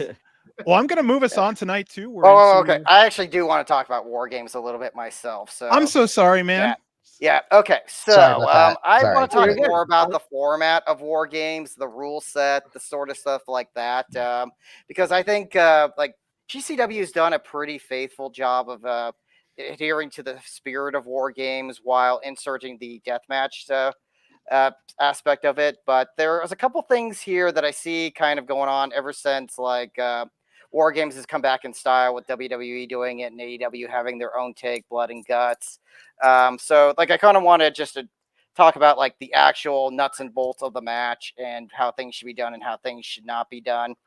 I actually recently rewatched 2021 440 versus MDK, and while that was an amazing spectacle, they did commit the biggest sin you can do when booking a War Games match. You do not ever let the faces have the advantage. The match is such classic pro wrestling because you have the pendulum of the heels getting the advantage, the faces taking it back, the heels getting the advantage again, faces coming back. And it's like so weird watching that spot where you have guys like Atticus Cogar looking like they're doing babyface comebacks because they're fighting against the Well, that was still against when the Atticus tide. was still like in line for the belt, right? Yeah, about but it was saying, I more think that like might have they been were on all hated purpose. heels, but like he's coming in, he's the third guy evening up a 3-2 advantage, and it looks like he's doing babyface comebacks when that should be unthinkable. That So, could have been honestly that could have been the thought at the time, though. yeah, I think I so get too, it. with the tease of RSP and stuff like that, and Atticus getting all the spotlight and admiration. Yeah, Yeah, I know why the rationale was. It was Yeah, supposed to I be get your saying too, 440 yeah. getting their just due, but still, I don't think you should ever give the baby faces the advantage Right, again. Well, So I definitely want NXT to did see that with a women's War Games match a couple of years ago, and Yeah, people hated that was it. another so. time it was done. TNA also did it once. It's never been to the matches better. Like, I think heels just need to have the advantage every time. The second thing I want to talk about is the tendency when entrants are coming out, they'll bring like weapons and stuff into the ring, which is fine. But we've seen times in like WWE's matches where they will spend half that interval grabbing shit from under the ring and putting it in the ring. And I hate that. And it's like, Same. if you can't bring it to the ring with Mm. you, there's no point in squandering either the advantage or the time you should be evening up the odds. he'll And be it's like, I hanging do out that in from the time ring, to time, and it's like I hate it. And this is one of the reasons I wanted to come on the show is and actually address like the War Games format. The last thing I really want to pitch is they need to go back to the basics. And Alan even talked about why Deathmatch Royalty should come out with kind of hating each other afterwards. The perfect way to do that is to bring back the original stipulation, the original win condition, and that is the winning team wins by surrender only. I think it's a big part of the initial psychology of the War Games, why those early matches from the 80s and 90s are looked back on so fondly, is because someone had to give up the match for the team. And if you're looking to either split deathmatch royalty, break them up, or cause friction between the stable, that is the perfect way to do it. Give Yeah, because someone the last couple have burden. been. The actual burden of giving up the match, and you can do so much with that. Yeah.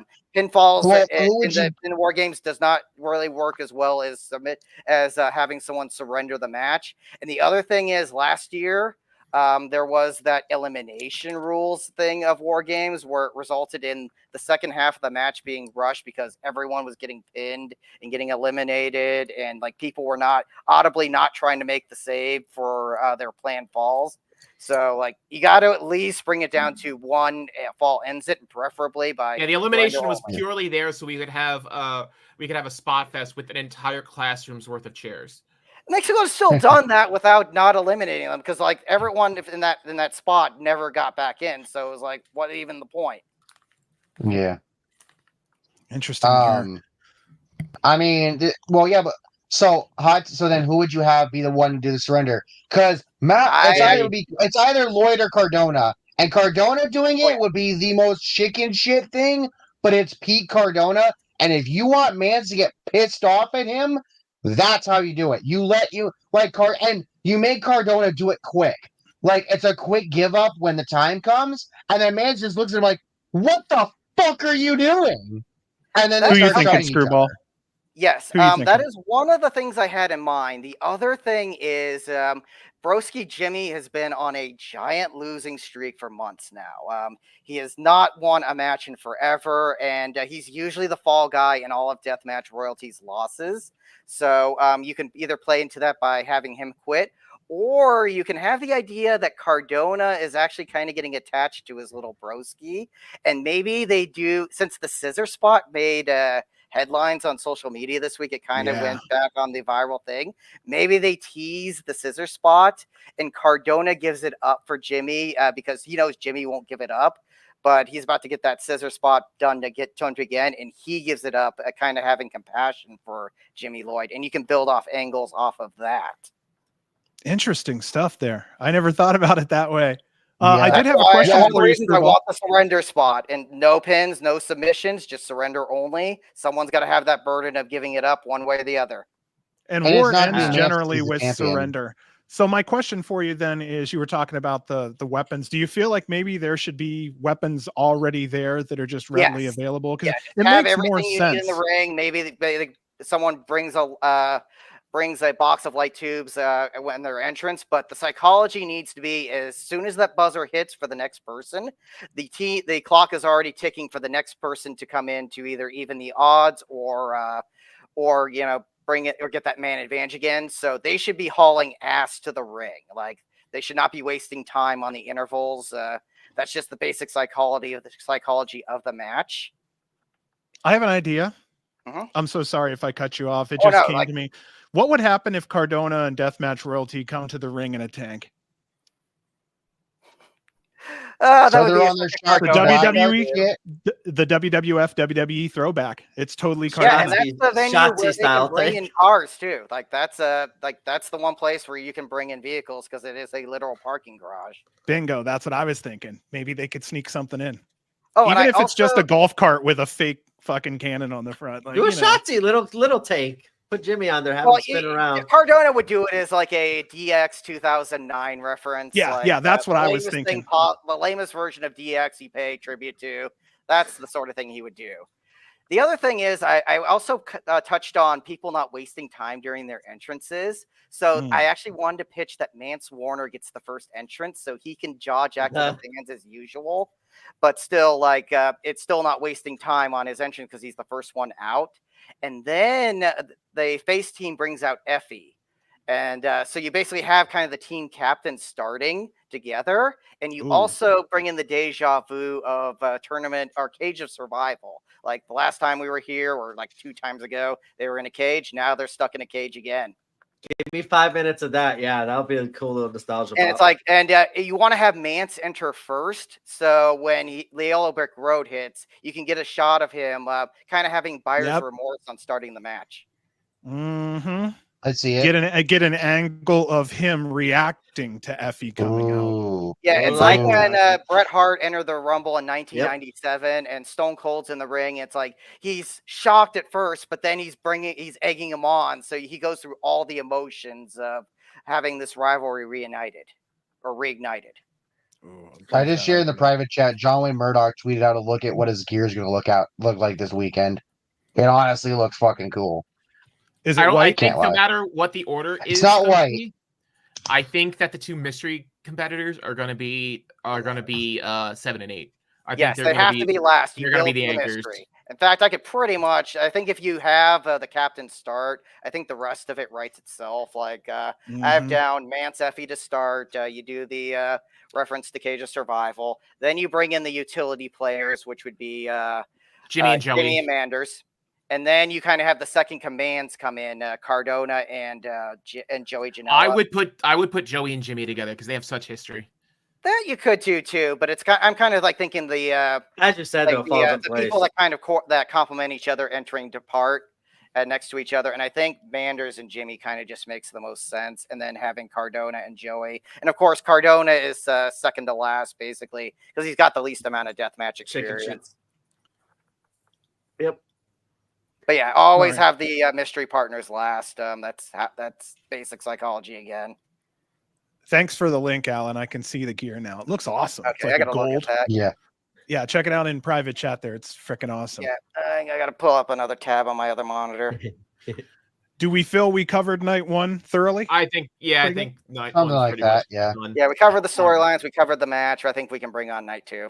And night two always goes a little quicker than night one because we have similar players. Yeah, and we don't in have a the big matches. War Games match to steal all the attention Exactly. too. All right, so I'll start off here with just recently announced tonight, Richard Holiday versus Mr. Danger. I put down here just welcome back, Mr. Danger. He's our high diver. Hopefully we see something out of him. I'm a big Richard Holiday fan. He rubs me the wrong way, but I think that's because he does his job. Yeah, he's a Anybody have classic anything else? heel. Absolutely. Classic hateable heel.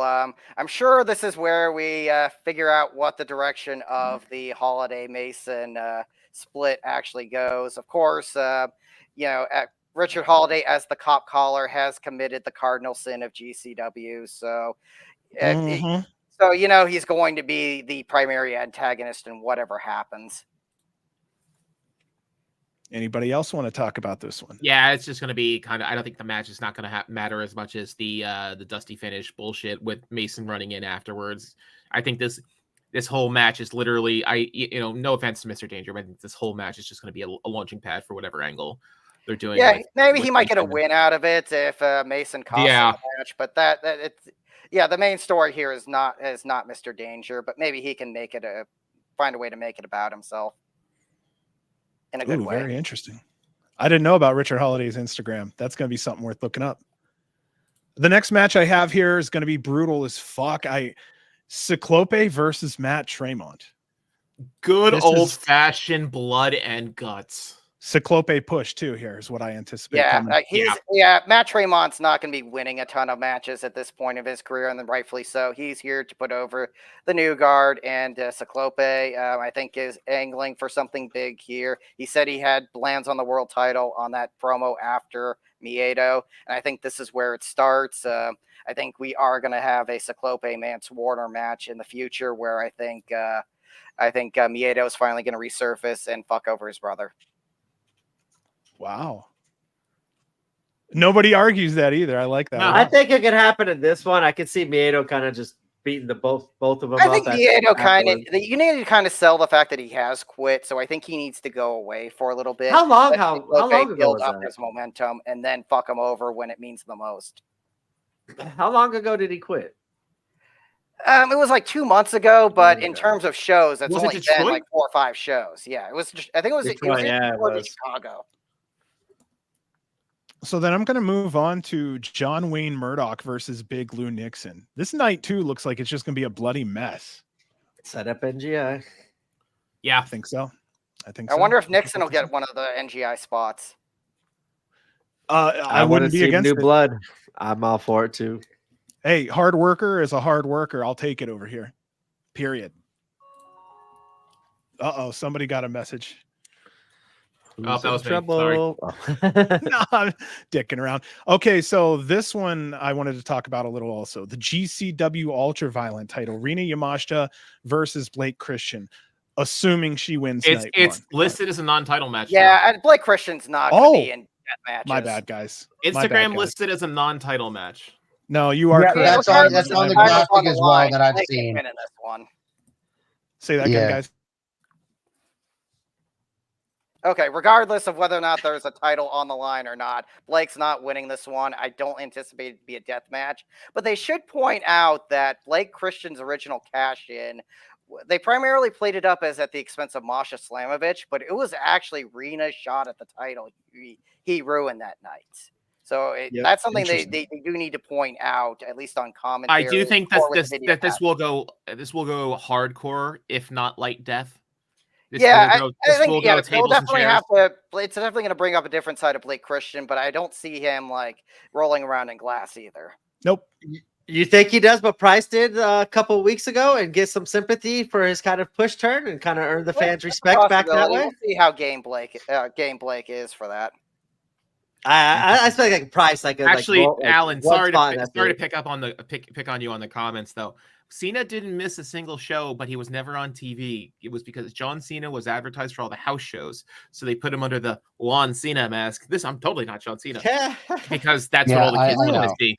Well, Yeah, really? because they couldn't WWE get at the time was interference on dumb. the It's like it's the same thing with like Summer of Punk. They didn't let Punk go off with the belt when he beat Cena for the belt at Money in the Bank. They didn't. They brought him back way too fucking quick. Yeah, they brought But him 8 days it's later. That was for the day. bullshit. Well, yeah, that's quick. Yes. But All because they wanted to pop SummerSlam when they could have just done Cena versus Ray on that show instead of Fucking MLJ. Day title run. God damn it. No, MLJ Yeah, just I fucking still think about 2011 missed opportunities so often, especially since I was at the show where Punk did the pipe bomb. Yeah, nice. Oh wow. Now, ML just tweeted, squash masters don't hit as hard now because you can tell the job guy is a trained wrestler instead of the unemployed uncle of your friend down the street who panhandles for smokes at the gas station like back in the day. Yeah, it's like Good tonight old we days, saw man. Cody Chun, I'm one of the gonna best take my- up-and-coming wrestlers, work as a job guy, and it's like it doesn't hit the same way if it's like some guy getting absolutely brutalized that you never have to worry about seeing again. No What you offense. thinking, Brent? No offense. That's why I was saying Violence is Forever should beat Reefer and Brookins.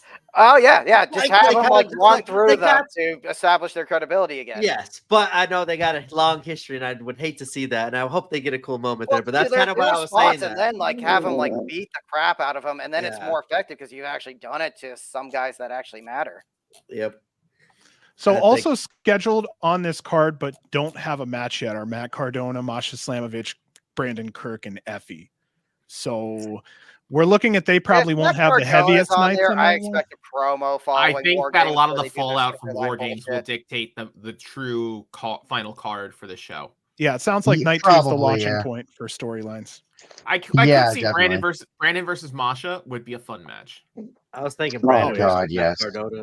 Who Fuck would yes. win that match though? Because you have to keep Kirk strong for NGI, but at the same time, Masha doesn't lose a whole lot. See, that's the And beauty she's of still Plus, the that. champion. Masha that- still that- has the JCW title, right? Like, she never lost it. She didn't lose it to Is Jimmy, ECW which even would have been running funny this if she weekend? did. I don't think I've heard about it. there's late night 4 is running. Okay, after there is. War All Games. right. Yeah, but Sure, she'll have We a don't- match on there somewhere. We don't hear about it much, do we? Yeah, like Yeah. I don't see much JCW on my feed ever. I guess maybe Because it's not- JCW only runs with GCW. It feels like they're not their own company. No offense. they're not but- anymore. not. They used They're to- not. they're They're not, not. Yeah, is there not a No. Mecha Yeah. show coming up?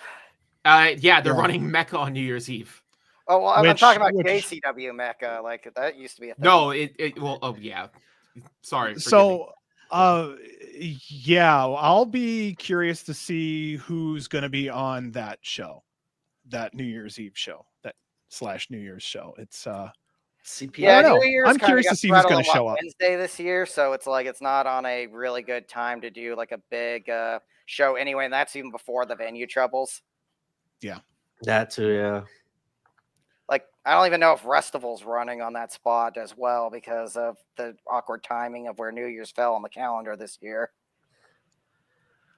I want to mention something before we go any further because we pretty much closed out night 2 fairly quickly. I knew that was going to go that way. Yeah. I wrote here that we need more scramble wrestlers again. I was watching some old shows and scrambler wrestlers, high flyers used to be everywhere. And I feel like we're missing some of those hungry I know there's younger guys. so many guys in LA that would excel in the scramble match. Like so many West Coast talents that are begging to get on a show Yeah. that I think would be tremendous. Talking Well, about and guys again, like Sonica or like, Nasty. yeah.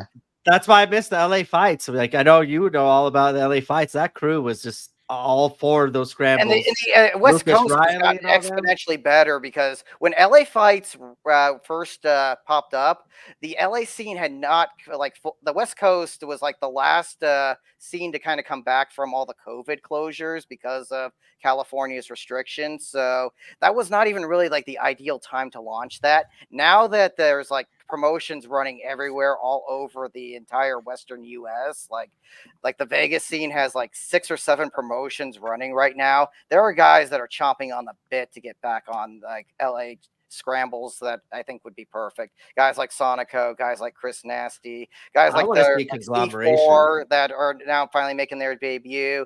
Guys like the Suave Citos, like the Krusty Crew is still around and like are having great matches. Lucas Riley and Dom Kubrick, the whole Santino Bros crew. Like A lot of there's the a Hood Slam burgeoning crew. scene that I think is Hood ready Slam. for more LA scrambles. I enjoyed Yeah. the Stoner Bros just based on Yes. size and just between size and the fact that you know exactly what you're getting and Stoners they haven't know exactly what wrestled they're a getting. VIF yet, have they? They need to. Holy Yeah, crap! like that would they be need to another meet in match. LA. Like, I mean, I know they probably wouldn't win because Who did they're they not fight a at? traveling I was group. just at about, yeah. Who did they fight in LA? I forgot. Oh, I know I they think had it was Effie and Allie, wasn't it? They Is that had who the you're gonna ask, Frank? Yeah, Because I Yeah, I was think Allie gonna so. got- ask who they fought on Hey, 420. Yeah. Yeah, it was Ali and Effie. Yeah, I remember now.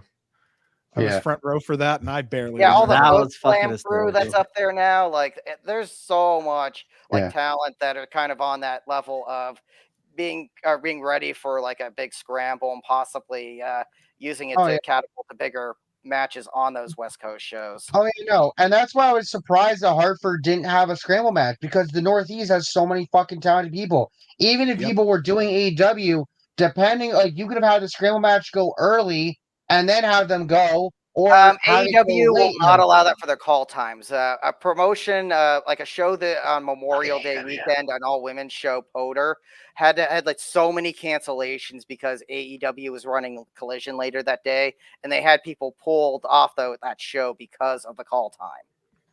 Yeah, I remember there's a fucking show in Worcester. Amy Sakura was supposed to be at, and she got fucking pulled. And I feel like some of that is just Tony being petty. Like there's a story that John's told me that leads me to believe that Tony's just fucking petty. And it also feels like Tony just doesn't allow AEW wrestlers to do much on the indies anymore, regardless of if he's using you or Well, not. I don't know if it's necessarily that, but Tony also doesn't give a shit what's going on. If he wants someone to work an ROH dark match that day, he's going to have them. Yeah. And Well, it makes yeah, sense for but the like wrestlers to do ROH that has for no their fucking networking. structure whatsoever. Like, how the fuck are you just now talking about Athena breaking Samoa Joe's record, and you're barely even fucking celebrating it?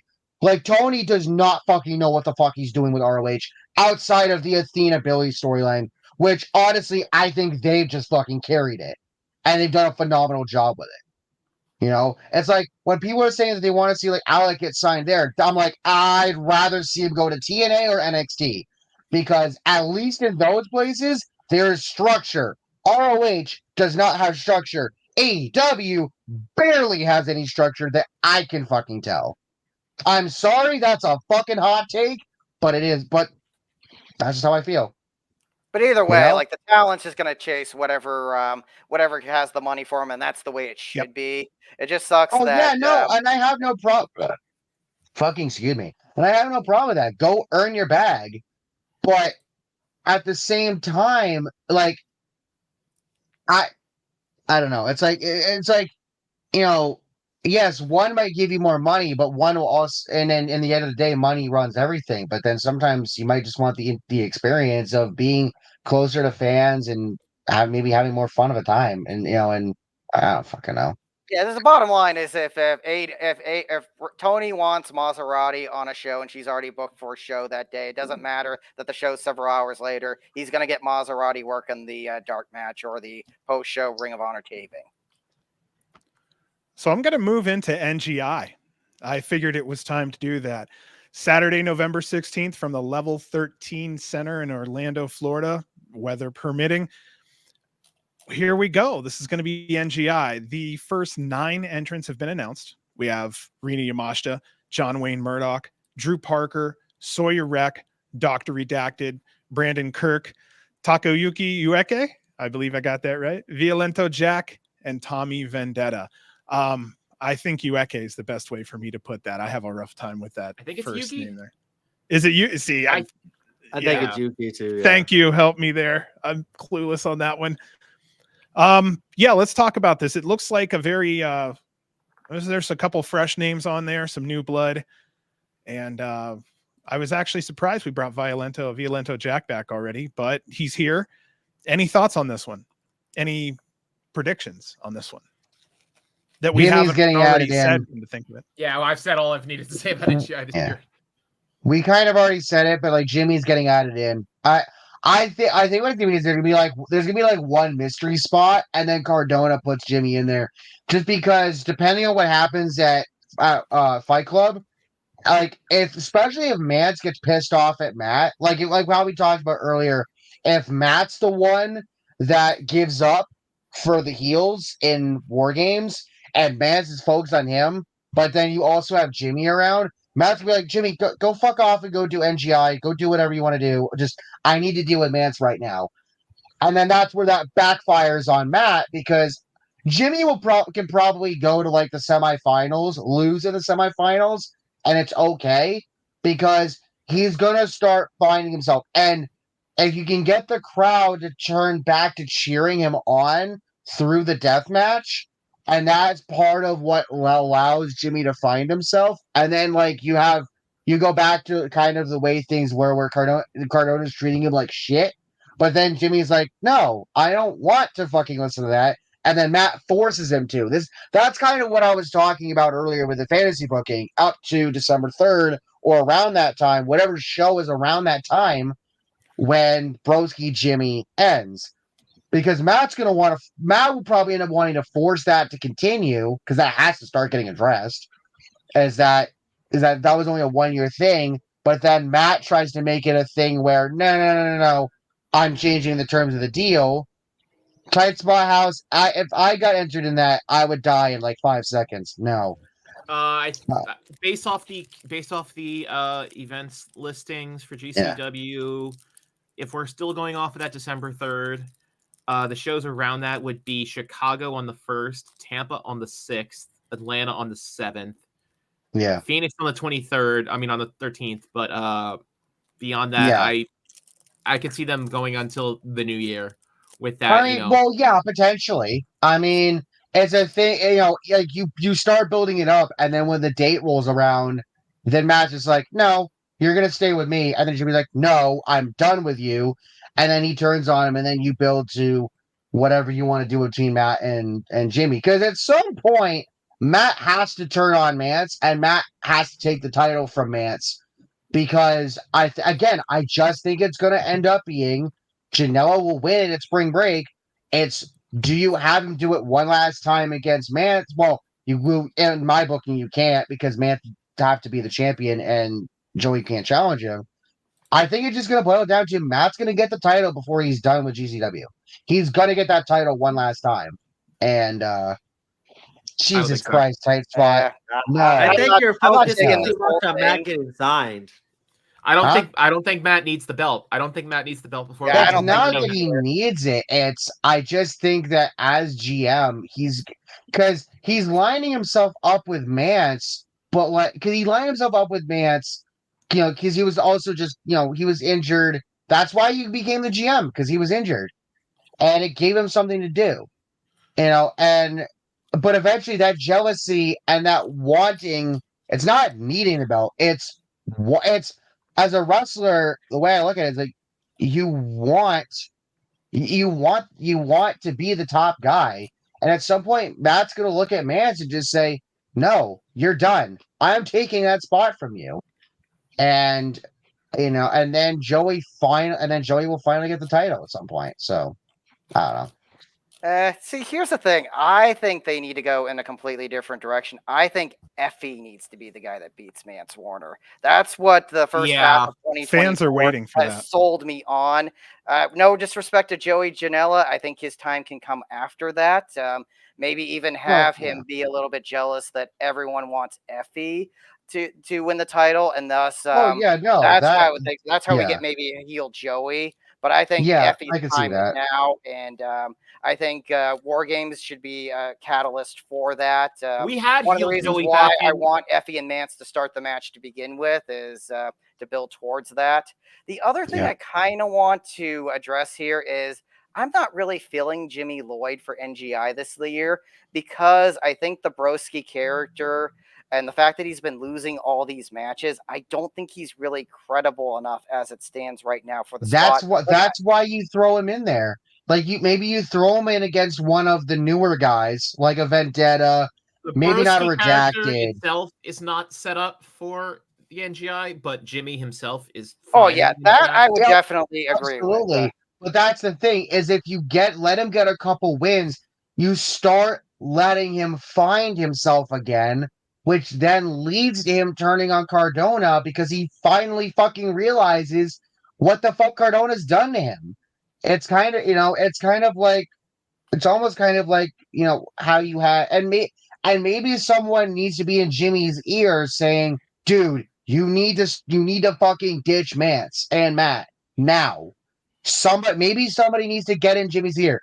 Maybe that's Murdoch. Maybe that's one of these other deathmatch guys that gets in Jimmy's ear and says, you need to get away from Cardona.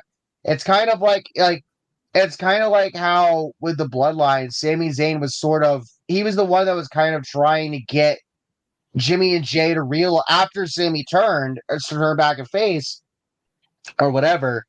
He was kind of the one that was trying to get Jay to understand you need to get away from Roman because Roman has been hurting you for so long. Matt has been, in theory, hurting Jimmy by taking away everything that makes Jimmy Lloyd who Jimmy Lloyd is. And it's caused the crowd to fucking turn on him. And at some point, it has to click in Jimmy's head, I can't keep doing this. I need to become I need to become the real Jimmy Lloyd again. So is that a face or a heel character? Jimmy would turn back face. See, that's actually kind of the thing I want to avoid. I think Jimmy Lloyd as the different boy babyface was such a thing for so long that I do want him to ditch the Broski gimmick. I think it's an albatross. He's going to go back face, but it's not going to be. It's not going to be different boy Jimmy. Okay, let me just continue on a little bit here. Right now, like Jimmy Lloyd as it's like he's been losing all these matches, but they're not really playing up the fact that he's become such a loser at this point.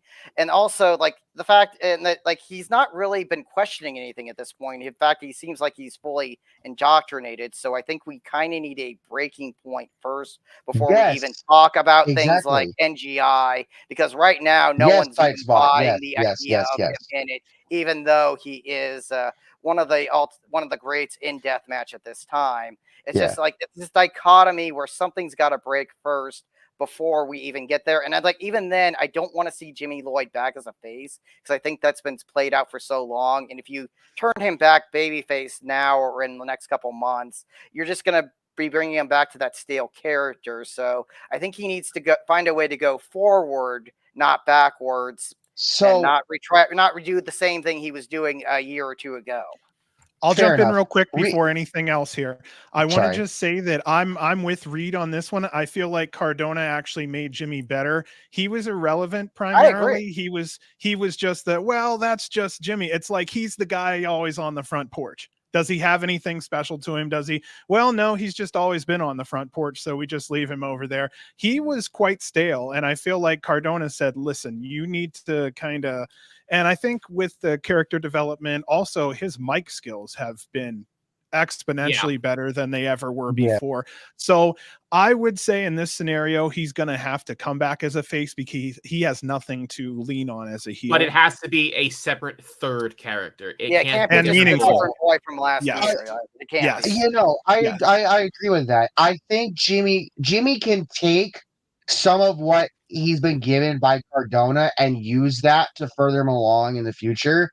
But again, I think in the context of the character, at some point Jimmy has to break, and somebody has to get through to him that, dude, like, do you want to be stuck? Like, yes, Cardona made him better, but is it worth being better in certain aspects if you're sacrificing others? And at some point, it has to, Jimmy has to fucking, somebody has to get in Jimmy's ear. It's not going to be anybody Hot else. take? The Jimmy character Hot is so take? such a loner. Hot Yeah. take? Yeah. Imagine Nick Gage comes and look, whenever it happens, and best of luck. Anything with Nick Gage right Imagine now. he Yeah, I think comes it's back useless to and do helps that. Jimmy. What I will say I'm is just I saying. kind of want to float the idea of both Mance and Jimmy kicking Cardona out of Deathmatch royalty, so they're still aligned as heels, and Cardona is kind of the one holding the baby. That would only work if Cardona gets re-signed.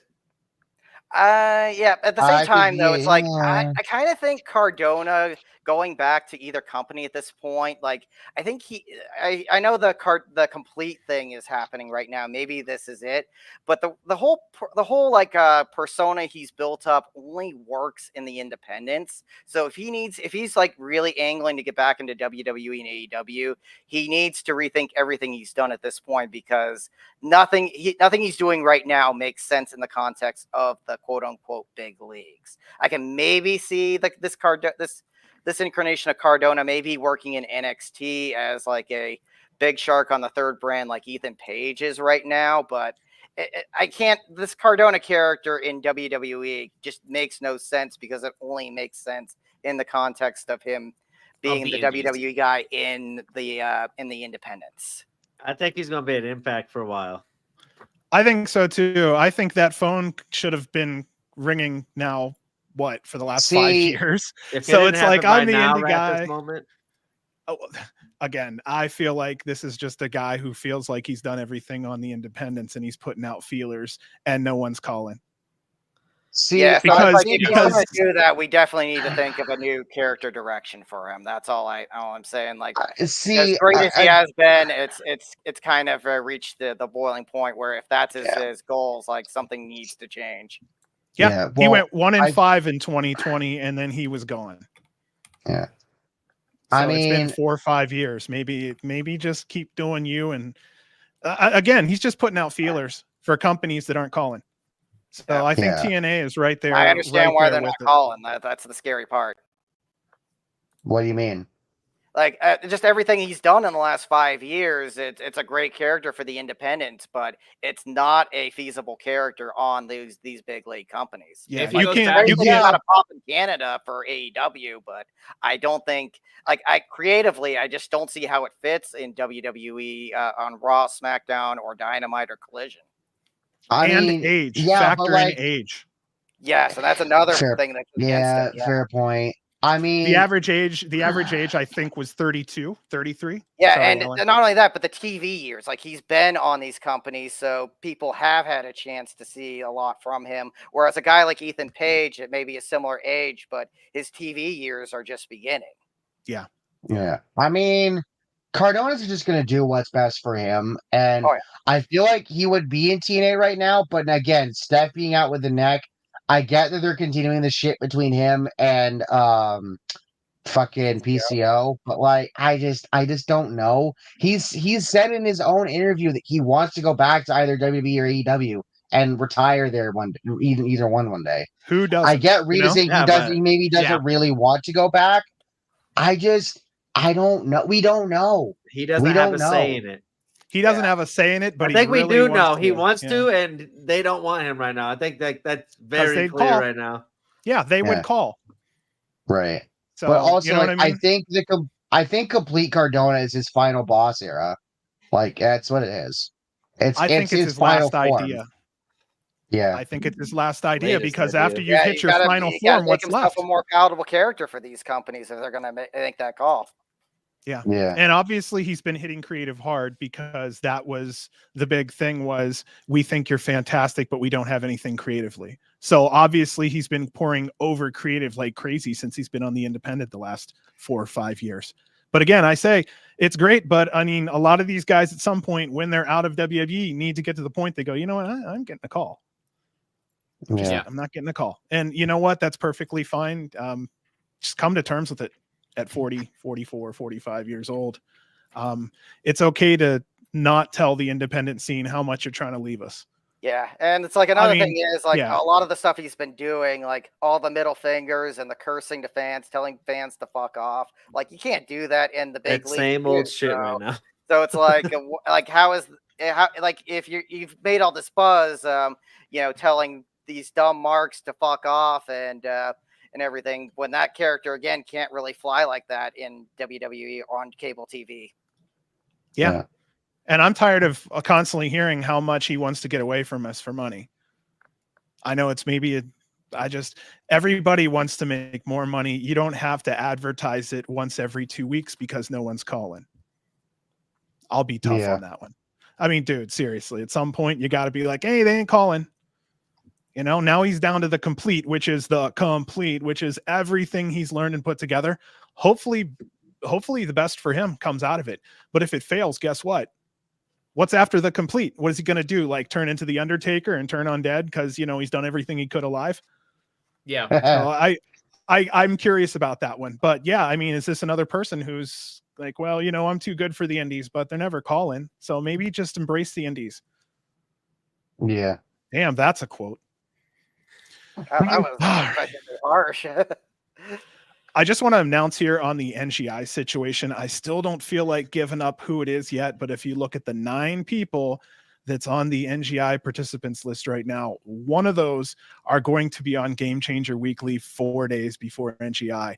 And I won't say who, but I will say it's who I think will be the winner of NGI. So okay. if anybody wants to look between Rena Murdoch, Parker, Sawyer, Redacted, Brandon Kirk, Yuki? I'm so sorry. Man, I can't believe you got Yuiki for the podcast. That's a great I goal. guess there goes that one. Well, okay, then I'll narrow it down a little, guys. Between Rena, Murdoch, Parker, Rec, Redacted, and Brandon Kirk, we have someone coming in 4 days before NGI. And like I said, I have a guess, but I'll leave that in the back of my head. Maybe for the there's nothing wrong with a guess. I don't have to answer. Who are you thinking? I think between looking at who I think is actually in a position to do the podcast. I mean, I don't think it's any of the people that are English as a first language, with all due respect. But yeah, I think Brandon Kirk, I think, is the guy that I think you might be thinking of. Interesting. One of my favorites right now, Drew Parker's up there. That was another name I did think of. Like if it wasn't him, it was going to be Parker. It's a good name. I like Parker, and I like would be one of the guys I think that would, if he won, would be a winner of both tournaments. Yeah. So not gonna lie, Parker's somebody who's definitely on our radar. Half the time though, the issue is that it's 4, 5, 6 in the morning. Tell this guy anything over here. I guess it's not Drew Parker. No. I'm saying no. I don't know when he's coming to the States. He might be in that time zone by then. Who knows? No. So that's what I was going to say is never discount it if he's in the States. It's just the biggest issue we have. Yeah, the biggest issue we've had, or we would. Okay, let me make more sense here. No, I misunderstood you. You made sense. I was dumb. Yeah. Brand especially loves Parker. And because of that, we've been trying to get a hold of him for the longest time. The issue is just when we were getting a hold of him, he wasn't even wrestling at GCW still. So he was just across the pond constantly. For him to get up and do an interview on a work morning, 3, 4, 5 in the morning. He's not even working for. Right. And it's not like we're throwing him a bunch of money to do it. You know what I mean? This is just kind of like a free little thing we do. So yeah, that's been the biggest thing on him. So if we can get a hold of him, Brant, stateside, when we know that his timing is, that would be one. So no, we don't have Drew Parker yet. We can eliminate that name. I'll keep Brandon Kirk in, Redacted, Parker, Murdoch, or Redacted, Rec, Murdoch, and Yamashita. So I would also like if my third pick would be Redacted. Could see it. He's another one that I will say this much: each and every one of those individuals that I would like to have on. You know, Oh, yeah. I have a difficult time with Spanish. I'm not great with I know no Japanese except for some cartoons or something. So I know nothing on there. I was raised on Voltron. Anyway, that's about Although all I the have had Japanese. some conversations with Rena in English. I don't know if it's that great or if it's just enough to get through the merch table. But hey, That's what I'm worried I about. do think know that's she what did it is. improve from the time I met her in Vegas in 2022 to Chicago in 2023. Dude, me and Cyclope speak through Google Translate. That's it. I'd love Yeah, to have Cyclope him on. and Miedo are both guys that I've also had enough English to get through the merch table, but I don't know how much it would be for a 2-hour podcast. No. So Frank, real fast on that NGI lineup, what is one name not on there that you think we could possibly see that we haven't seen Ask me ever that or in question a again. while in GCW? Yes, I want to hear that. I want to hear all the ideas. Justice. Good Like it. choice. I like it. I think that he's doing enough deathmatch outside the company that I think that that Justice would be a good fit. And I don't think we've seen him in a tournament before. I think we have. I think he was in a TOS or something. He might have been. It's worth looking up. On it. Oh, you're on it? Okay. I'm on it. I know Mance Uh-oh. won one when he was part of SGC. but Yeah. yeah, he was the winner of NGI in the pandemic era. Ooh, I love that right there. All right. So who are you Embrace thinking the is indies. Screwball? Okay, I've always got to stick up for my Vegas crew. Someone that I think would fit in a lot in GCW, both in terms of the lucha aspect as well as the death match, is someone you may have seen on Pacific North Death. That is the Lucha Ghoul Sonico. I like it. It's very possible. I He's think got a good maybe look to him, not, too. in my opinion, not right there. Like next year. Yeah, Like, I don't know absolutely. necessarily if it's in the cards for Florida, but that's an Yeah. all around recommendation. He does live in Vegas, which hopefully means a lot of Mania bookings next year. And I'd Planet love to see Death. him in future, a lot of UCC. Oh my god, I shows. wish we would get a Planet Death again. Depends on where the venue is, which I know that announcement is coming very soon. Yeah, we're just waiting on the graphic, I think was what Brett was saying about that. So we still Yeah, if he had don't know. actually come on the show, I would have asked him to see if he could drop that knowledge. But That was one of those things. Yeah, I was wondering if he was going to have time or not, but my, oh my. I didn't think he would, Oh my knowing goodness. kind of the situation that's going on around him. Yeah. Oh, he's a busy man right now. That's for sure. Yeah. I just wanted to hit this for a minute because we talked about all the other titles and I have a feeling I know everyone's answer. The GCW World title, I just put, keep it simple. Mance works. No need to change it this time. 18 title defenses, 128 days. I feel like what he's doing evokes emotion from the smart fans, and that's not easy to do. So I don't see a point for I changing. appreciate Mance's heel run more than I do Blake's heel run. Yep. Agree. Yeah, Agreed. absolutely. Yeah. Okay. I- So I Which, was by gonna the way, say, it's like, kind of he brought crazy the that. feeling back for me. Yeah. what's that? But by the way, it's kind He of brought crazy the that we old didn't school really. feeling back. Shit. Good Sorry. point. Good point. WCW old school style. Yeah. What's up, Alan? I'm It's sorry, kinda buddy. No, it's fine. It's kind of crazy though. We didn't see more with Blake and Missy Hyatt. Considering, well, which Yeah. Blake went to Japan. Blake went to Japan, and then Matt stripped him of the belt, and I understand all of Thought that. about that. But like, specifically between Blake, Joey, and Missy, like, what the fuck happened there? And also, by the way, Shane Mercer, where the fuck you at, buddy? I mean, he was at the Portland Deathmatch show that I mentioned way earlier on. Killer main event. Throw by him the in, way. throw him in I NGI. need to watch it Fuck it. tomorrow. Throw him in I guess I there. haven't checked it out either. I want to check it out. Yeah, check well, out North I will Pacific tell Death you right Guys. now- That was a good show. Yeah. It's free on YouTube. I've yet to watch it yet. It's on my Yeah. YouTube to Yeah. watch list. And yeah, and that's the thing with that Sorry. is that a lot of shit fucking changed. Murdoch was supposed to be there, but he just lost when I think his dad or whatever. That sucks. Gage was supposed to be there, but you know, The Kurtz were supposed and then to be on like that show. other people were supposed to be there, but like shit, like illnesses and shit and travel issues. Basically, popped up. everyone they advertised as the premium meet and greet could not be there for one reason or another, and unfortunately, that's just the realities of promoting sometimes. Yeah, and Yeah. it's sad too because initially up front that card looked wildly. And I will still be violent. watching when I get the chance because anytime West Coast to get to do their take on deathmatch, that is appointment viewing for me. Oh yeah, Regardless. no, yeah, and And that's why I always said support before, always get support yours these up. newer companies by far, because if you don't, you never Fuck know this who thing. has the vision. It only takes one Yeah. small company with an ownership with good vision, and you know, we've seen people make more out of less. You know, the early GCW Yeah. years. Okay, and then you did ask Yeah. a question that I haven't gotten to answer yet. Yes. The GCW title direction. I agree, keep it on Mance, but the next champion should be Effie. I do not care about anyone else. He is next in line as far as I'm concerned, and they need to be building that. Whatever happens in War Games needs to be building to that moment at some point in 2025. That's And then very well after said. that, I do actually like Alan's idea of a heel Joey Janela feeling disenfranchised from Yes. all the support going to Okay, Effie. I didn't get to mention this before, but they already did heal Joey. They did the Yeah. poison trying to kill GCW, and Oh, that's right. it just didn't work. Well, they I don't didn't wanna say it Yeah, did. but yes, and I don't know what that was because that was before I got into this shit. But I feel like the reason, like this, you have a tangible reason for Joey to be a heel. What, like, you can explain to me They or had it show me what before. happened then, and I'll It probably like- look fell at flat. you and say that just didn't work. It was This around would the work. time of Collective 2023. It was 2022. What happened? No, it was was they- LA Collective. It was LA. No, Collective. it was not LA Collective. It was the year before. It was Dallas because he had the match with X-Pac. That was Hammerstein. like Yep. the only reason they did it was to do the match right. with X-Pac.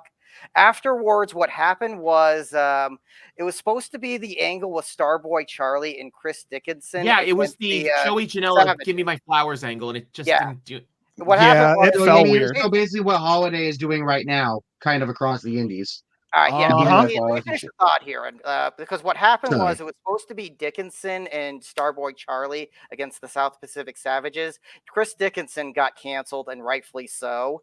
So they kind of brought in Joey back as a face to salvage that angle. Yeah, And that's why they didn't stick to it. I do think if they are going to do that again, it needs to be something long term and not just for a few shows. Because I remember they Yeah. did a show in LA immediately after that collective, and LA was buying in full on heel Joey because they did the turn Yeah. there. He wrestled Gringo Loco that night in the opener, and it was a wild opener that and Gringo Loco eventually won. It's like I thought there was more to heel Joey that they could have done, but they Yeah. decided to put that on the back burner to save another angle. Yeah. And again, this would work because again, what has been Joey's main thing for months now? He's been trying to get the fucking title because that's what he wants. It's the one thing, it's the thing he has not won. And if he views himself as a pillar of GCW, and as a pillar of GCW, he needs to win the title, right? He did win the So- title technically. Okay, but you know what the fuck I mean. Yeah, I know. So you it is look even at the it record as- books for a few Yes. minutes. Yes. Yes, but Joey's now, and Joey keeps getting screwed over, and he keeps getting beat by Mance. He kept getting beat by Blake. All this shit that happens, but then, and we know how the fans are with Effie. So now that and it would be the same way with Roderick because the fans love Roderick. It's if you give it to someone that's not Joey that the fans love, Joey has every reason to turn on them because now he feels stabbed in the back because one of his supposed friends jumped in line ahead of him when he hasn't been able to fucking get the title. There's a term for Yeah. this. It's always the bridesmaid, and I think that is actually Yes. if you're the bride. going to go with it. I think Joey's actually a solid case right now for a turn like that. Yes, So I'm gonna exactly. enter into something real quick that I had asked about on Twitter. It was a quick poll that I put out. It was something that we've talked about on this podcast before, so I won't touch it for too long. But should GCW Wrestling hold a tag team tournament? We had 75 votes. 83% of those votes said yes. I wanted Yes, to know what your thoughts absolutely. were. This is extensive. There was one way to do it to make it a 2-day, which would be have 16 teams. That's extensive and too many. 12 would probably be maximum, but 16 teams, 2 days. Day 1 would be 8 matches, all preliminary. Day 2 would be 7. That would be your quarter, semi, and finals. Yeah. I love again, the idea of the tag tournament. I and could see. also, I would honestly. You could run that as an 8 team one day, and I think that would be fine. Oh, yeah. Too. It's maybe to save even money. if it can be Save done money, yeah. across multiple shows. Yeah. Maybe if you don't want to like fly out all that talent to one place, Well- it could be something that's done across several shows, and that would be a great way to incorporate all the different scenes. Like have some West Coast teams in LA, have some Northeast teams in like Hartford or even Atlantic City. Ooh. Do Team some regional. If so, there's Dude, some good, there's yeah, good teams in regional. the South Okay. that you can Okay. do. Okay. That's Okay. good. Hold on. Every Hold on. corner Hold of on. the- Hold on. of the country. You hold on. You've been holding on all the time. You hold on. Okay, so I hold like on. that Here's idea, Screwball. I'm gonna No, I'm no, gonna I I'm agree gonna with jump them. in. I'm gonna jump in on something real quick here before we get too far. I do want to say I like the idea of regional tournaments. The top 4 teams of each region: Southeast, Northeast, Yeah, Midwest, that's pretty South. much where I was going with it. It's It's an idea. basically you have the regional shows, you do qualifiers in the region, and then you do one giant ass tournament either in Atlantic City or somewhere massive to then run it. I mean, and then you sort of build each regional show around those tag matches with some of the other stuff thrown in around them. So like you have like one match. So they say you got like 4 different tag teams in a specific state or region or section or whatever. So you have Northwest, Southwest, South, Midwest, Northeast, Mid Atlantic, that sort of thing. And then you have one match early, one match in the middle, and then the 2 teams that win face each other in the finals for a spot in a tournament later in the year. It would allow for so many teams, especially teams that don't even freaking show up in GCW, but show up in other places to get shine, and stuff like that. Again, I apologize for talking so much. I just have so many ideas. Also, I'm fucking sweating. Jesus, what the fuck? All right, so God. I then think this is a good time to move on to our next subject, the Dream On Mall show. Is there anything that anybody would like to talk about that one? Frank, I know you might have an opinion or two. If you are going, you are one lucky motherfucking bastard. Yes, Fucking well, Christ. it's a show in New Jersey, so of course I'm going to be there. I wish. So the show if you couldn't tell, it's very much modeled after the old WCW mall show. The Mall of America show. Yeah. There is one other indie fed that has been doing shows at the actual Mall of America. That is first. First out in Minnesota has been doing shows at the Mall of America. So what they're doing for Dream On is that when I went to the tickets page, I actually realized where they were going to have this show. So essentially, if you don't know what the American Dream Mall is, it's essentially the Mall of America. Your big stupid 3,000, not 3,000, but 3 million square foot mall. It's got like a water park and a theme park and all this dumb shit. One of the things they also have is a regulation sized NHL ring just in the hallway. Just in one of the wings, there's just a regulation NHL rink, which is where they actually held the Arena Football Super Bowl was held there a couple weeks ago. Yeah, I remember that. That field is where this show will be held, because it's being held in the mall on the ice rink. Obviously, it's going to be floored out instead of the ice.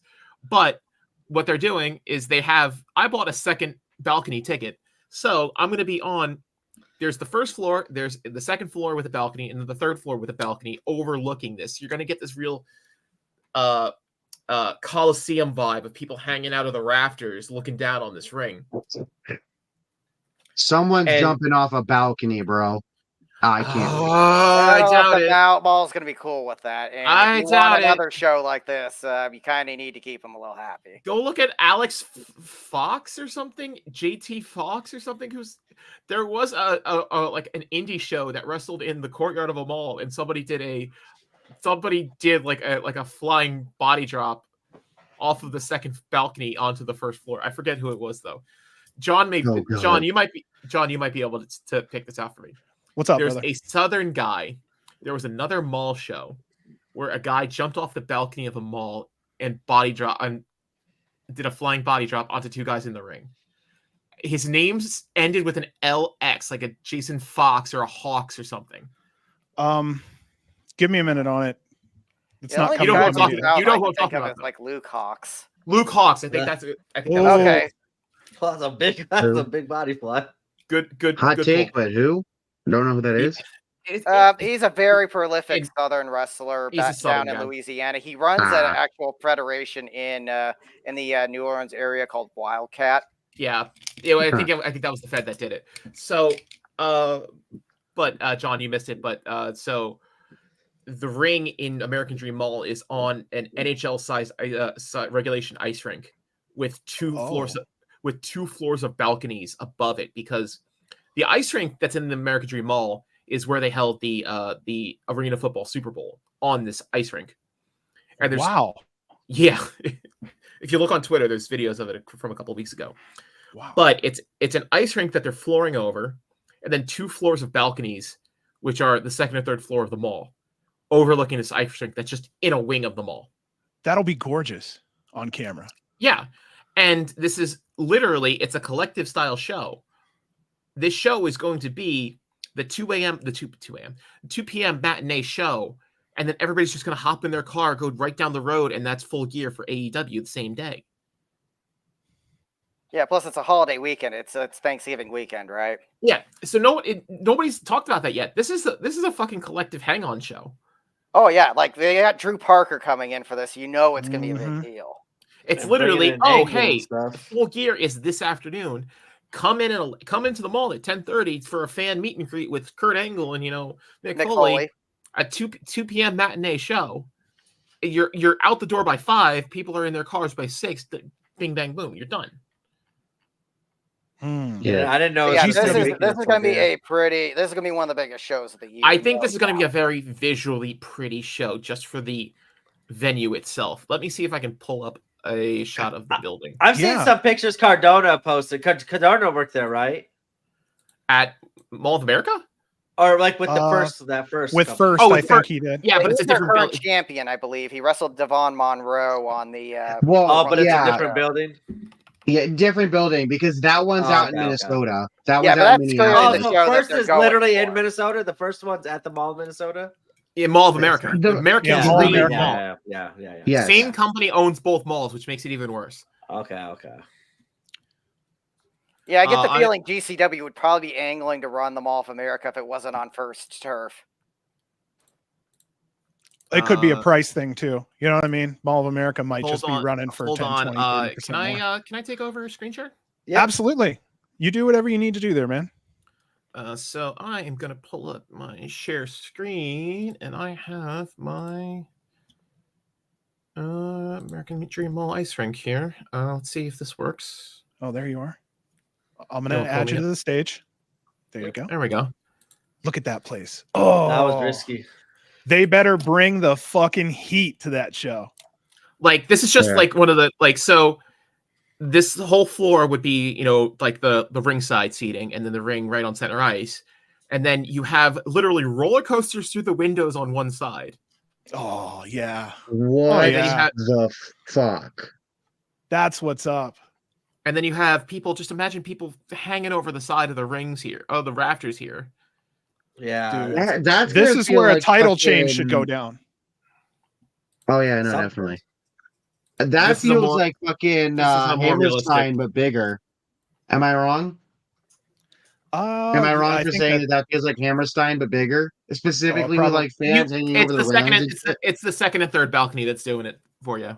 Yeah, I'm about to say Hammerstein is pretty big. Yeah, I don't know if I'd say it's Well, bigger yeah, than but, Hammerstein, but it's definitely the closest thing that 2024 is going to bring to it. Alan, are you meaning by people, amount of people you can get in the building? About people, indoor size, that sort of. Because I've seen the pictures of GCW at Hammerstein. I've seen people do WWE when they did Hammerstein years ago, obviously for One Night Stand. I feel like with like the fans hanging over the railing, hanging over the balconies, it's like that but bigger and shit. I don't know. Once we get through it's gonna be It's after beautiful. 1:00 in the morning and I'm tired. So Once we Uh-oh. get through War Games and this weekend, I think they'll start really building to this. I do Yeah. think it's well, not they your also have the ordinary- Hawaii show to build to as well. ordinary GCW show. This is something that they Yeah. are going to put a lot into, and you can already tell Yeah. by the talent they have announced for it. Yeah. Unbelievable. This is Especially getting beautiful. Kurt This Angle. this shows good vision. That's cool though. Yeah, thanks, Frank. Because I was Yeah. expecting like more of the like WCW one, not like something like that. Yeah, because First runs their stuff in the center courtyard where WCW ran their stuff. Okay, Mm. that's gonna look completely different. The more we learn. Yeah, Yeah. there is a center courtyard at the mall, but I just don't see GCW being family friendly enough to In run the middle, yeah, right? in the Yeah, center courtyard by the elevator bank of the mall. Yeah, Yeah. and I remember back here in Vegas when Versus Pro ran that little small little space in the studio, and they had this Dr. Redacted versus Lazarus death match, and where they had it's like there was so much blood and so much glass, and that was like Hell, a they did- never again Santana moment. Jackson doing a spot hanging a baby off the side. That of was the outside Dude, of least. That was that was- outside, not literally in a mall. Like the place he's talking about is literally a store in the mall, like where Claire's is. It just you put a wrestling ring in there, fill it with fans, and you had he said Sonico walking out Yeah, bleeding. but then No, no, into it's the VXS door. Redacted the in VXS Lazarus. ran Fremont Oh, Street or yeah, something, sorry, right? sorry, Lazarus. Was it VXS that ran Fremont Street? Yeah, Yes. that was the. That spot was a with different Santana. That time. was But I'm just fun. referring That was to a good time show. where they had a death match in the freaking mall. Literally where, a mall. it's like they were doing full on light tubes and glass and Jeez. blood, and it was a never again. Right next to like moment. GameStop. Yeah, funny thing is, like Bodie, but Young Prodigy was 15 at the time, and he was one of Oh Dr. my He God. was one of Dr. Redacted's lackeys. I'm so surprised that even remotely happened. Like there was so much in that match that was a time and place that I never thought would happen and will never happen again. Yeah. I wanna thinking the move exact on. same spot, man. I want to move on to something Frank wanted to mention here. That was GCW's home base in New Jersey. You wanted to talk about that just a little bit about people were saying that GCW won't be there. Brett's on Patreon saying nothing like that is happening. What were your thoughts on that whole situation? I just think that there's something that's not being said at the moment. I think that, we may be at the Showboat for a little bit longer, but I think there's something else. There's got to be something else in the works. It's just that the whole vibe of the building too. I mean, I'm not even talking about like, The people terminal. have said it, because the smarts talk, we talk in Jersey about like, stuff when we hear things like this. And there has been a vibe where a year and a half ago, I think that the hotel and the Showboat itself was more friendly towards the wrestling fans than they are now, because now a lot of the Showboat business is all about the water park and all about the arcade. And there's just something going on that I don't think that there's. And then we got people bleeding in the basement. Yeah. I do wonder if we'll get the announcement of the next Showboat date, or if people will read into that if there isn't a new date announced or new weekend announced. When they said that New Year's or New what's Year's gave it what's up. qualifying as a New Year's show this year is going to be a Mecca show versus an AC show. I think that said all we needed to hear about Showboat not being on the table anymore. Specifically, At the same time, though, I do wonder if maybe just the fact that that New Year's is kind of falling in the middle of the week is playing into that a little bit. But I guess we'll see if there is another Yeah. date announcement. it would have been the weekend before then. Lot It's cheaper. Yeah. I think it's just that there's something not being said about like the Showboat.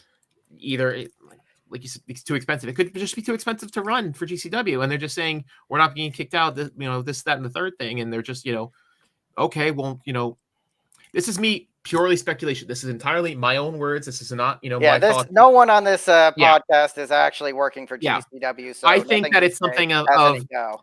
I think it's something along the lines of, that they're not being kicked out, but they're being, gently forced out the door while someone's smiling and holding the door open for them.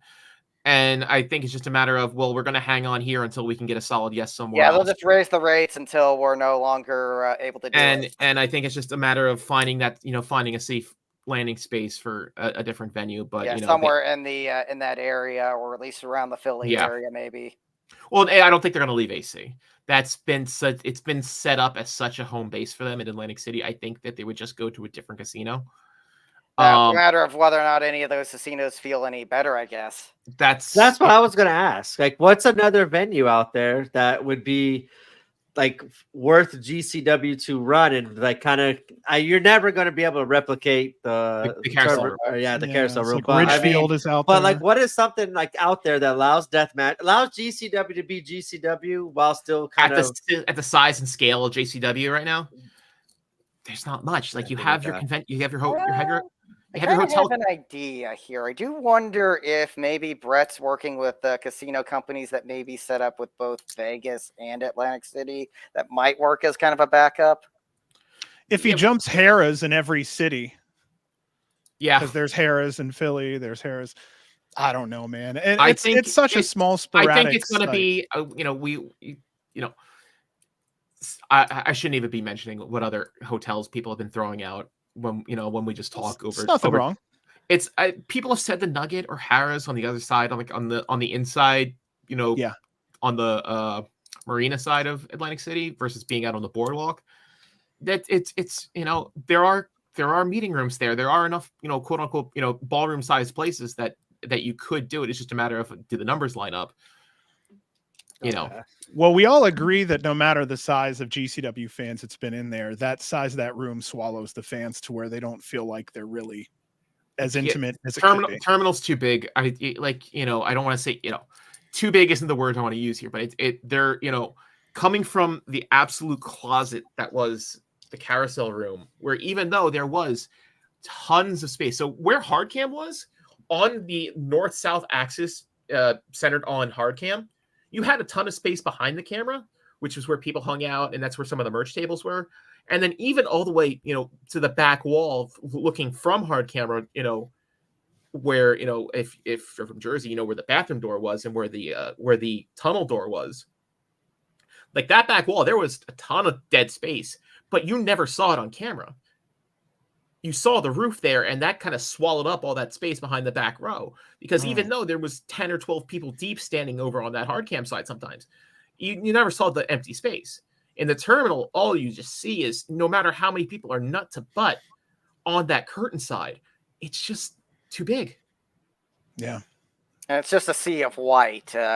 Yeah, well, that can't be helped. Yeah, in the but terminal. even then, I've seen other places look like that look better, and I just think the Showboat was kind of a bit more receptive to GCW in the times of the pandemic, where they couldn't really. There was only so many revenue sources at the time, and there now wasn't everything's opened up. Okay, back when GCW first started running the Showboat, the casino floor wasn't an arcade. They were purely a hotel. They didn't have any restaurants in the entire building. They had actually two. Sorry, one of them was like a Johnny Rockets type place, and then they had their normal fast food place and the Quickie Mart. But I don't even consider that a restaurant at that point. No, but it was a hotel, and then they built out the arcade and the casino floor, and then some people started showing up, and there was more kids. But still GCW and all these like fight. They still have like UFC type fights in the terminal too, and they have all these other things, and now they have the water park, and that's literally all they do at the Showboat now, is they have this giant indoor water park. And then GCW is on the side. It's just not a thing. Like, GCW is not in that top 10 of revenue sources for the hotel anymore, so they're not gonna. Yeah, back when the pandemic shut everything down, GCW was bringing in people when no one else was, and now that people are coming in for other reasons, I guess we've just the priority seems like it's a little bit lower. Yeah. So I think that they're just gonna have to settle being, not being the big fish in a small pond anymore. And I think if they go to a different hotel, it's just, that's how it is. I think that the next stop is probably just going to be some random, either Harrah's or the Nugget or something, and they're just going to be in a meeting room like they are in Harrah's in Philly. They're literally just in a back ballroom at the racetrack Harrah's in Philly. I don't necessarily hate that either. I love the ceilings and the colors in that place. Because everybody said the same thing, is that it reminds them of the carousel room. Agree. And if 100%. that room was on the eastern side of that river, that people would flock to that place 5 times a year because it gave off the exact same carousel vibes. But because they're on the Pennsylvania side, they got to have the fight dock, and they can't even look at a door the wrong way. Yeah, without the commission stepping in. I was behind that commission guy the whole time at the collective. That was something else. Yeah, you can't look at a kendo stick or something the wrong way in Philly, and it's just. Oh yeah, watching the referees advise him of every single spot during that ladder match at spring break. So that guy was ready to shut it down at a moment's notice.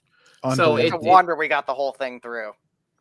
It's just different, and I think that they can't leave Jersey because of the freedom from the commission that it grants them. I think that they're going to stay in Jersey. They may not stay on the east side of Jersey. They may sneak over towards Philly, but they're going to be in Jersey proper. But it's still going to be Jersey, so because of all the bullshit and you can't fucking run TOS in Philly. Hell no. Which is fucking wild because that's where ECW's from. Like, how the fuck did the commission change so much? There's another name that I can throw in right now. That we don't have enough time on this podcast to explain why that happened.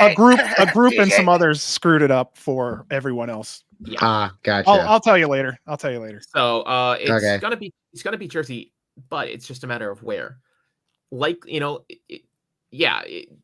Exactly what I'm saying. It's got to stay in AC just because that's where everybody's known to come through, and everybody knows the way. 5 hours.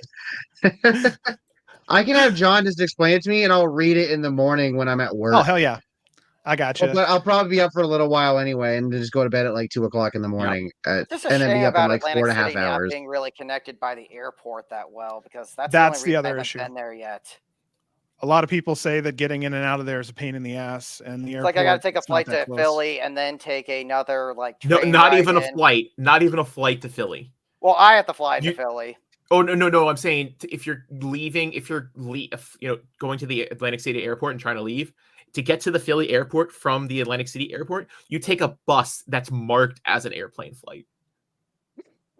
Yeah, it's just the fact that I got to tack that on to already what is a long day from flying in from Vegas to Philly. Yeah. Like I did that this year twice, once on the way to collective, once on the way back. And that was long enough of a travel day without having to tack on another hour bus ride that I've never done before and have to navigate new public transportation.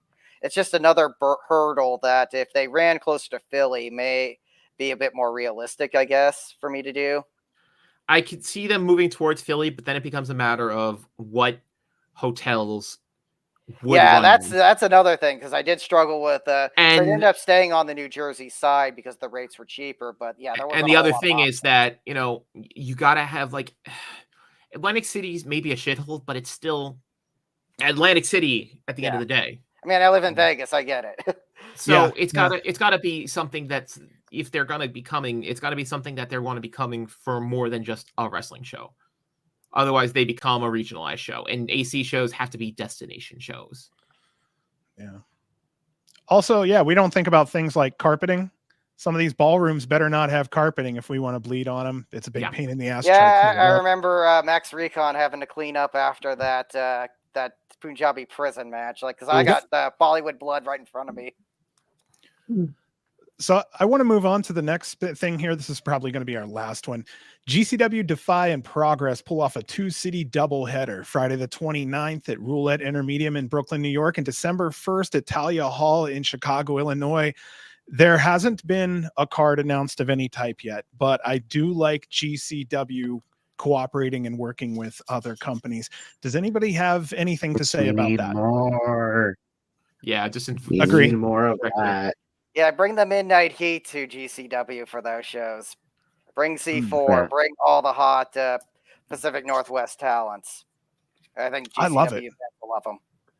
I think GCW should be umbrelling all of these companies constantly. When that's they go what the to an collective area. was originally supposed to, embody.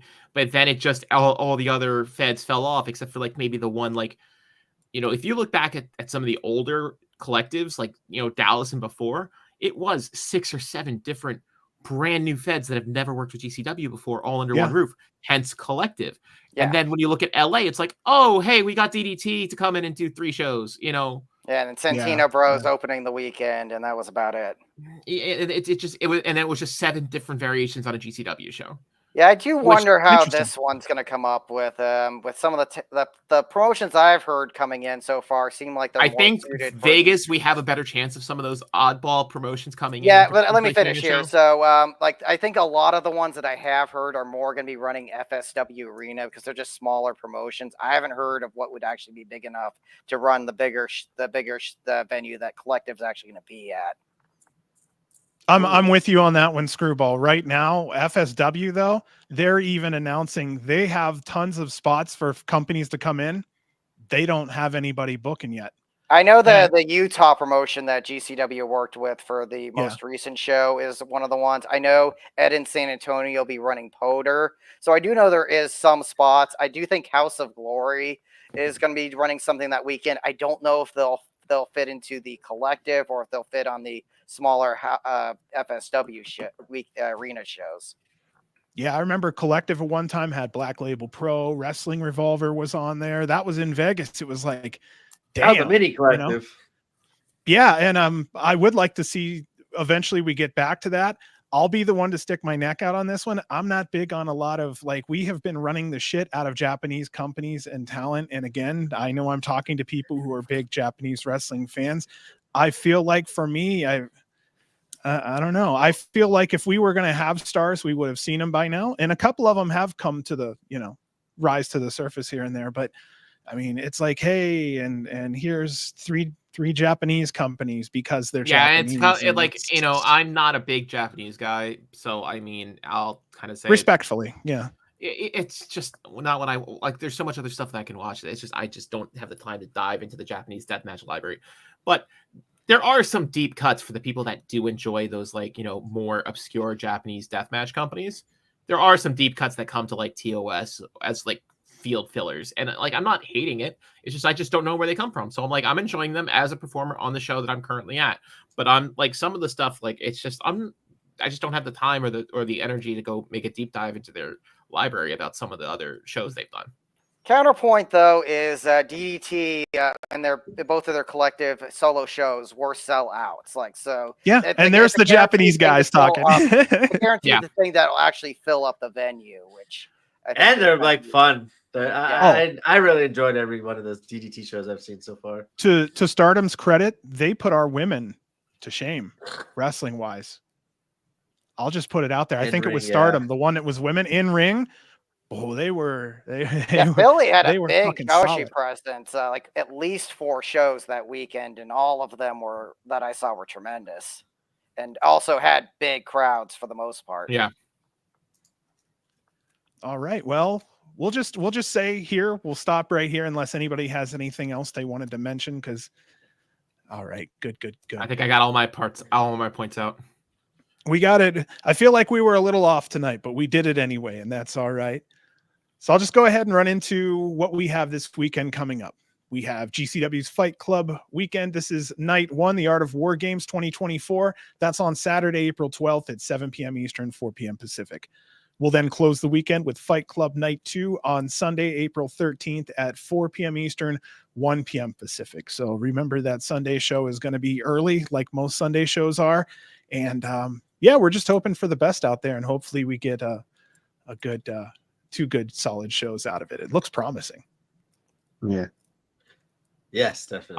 I'll be at both shows. So I mean, I'll be back with the notes after the show, but it's there. The temperature in Jersey has been kind of ambivalent on these shows, but we'll see when we get there in the room. And, once the show starts, they still don't have climate control in that venue, do they? The terminal room. It's October in Jersey, so I mean, I know, but I'm thinking long term. I don't know how much long term we got with that discussion, but I was just curious. Does it hot in the summer, cold in the winter kind of thing. Yeah. It's a parking lot.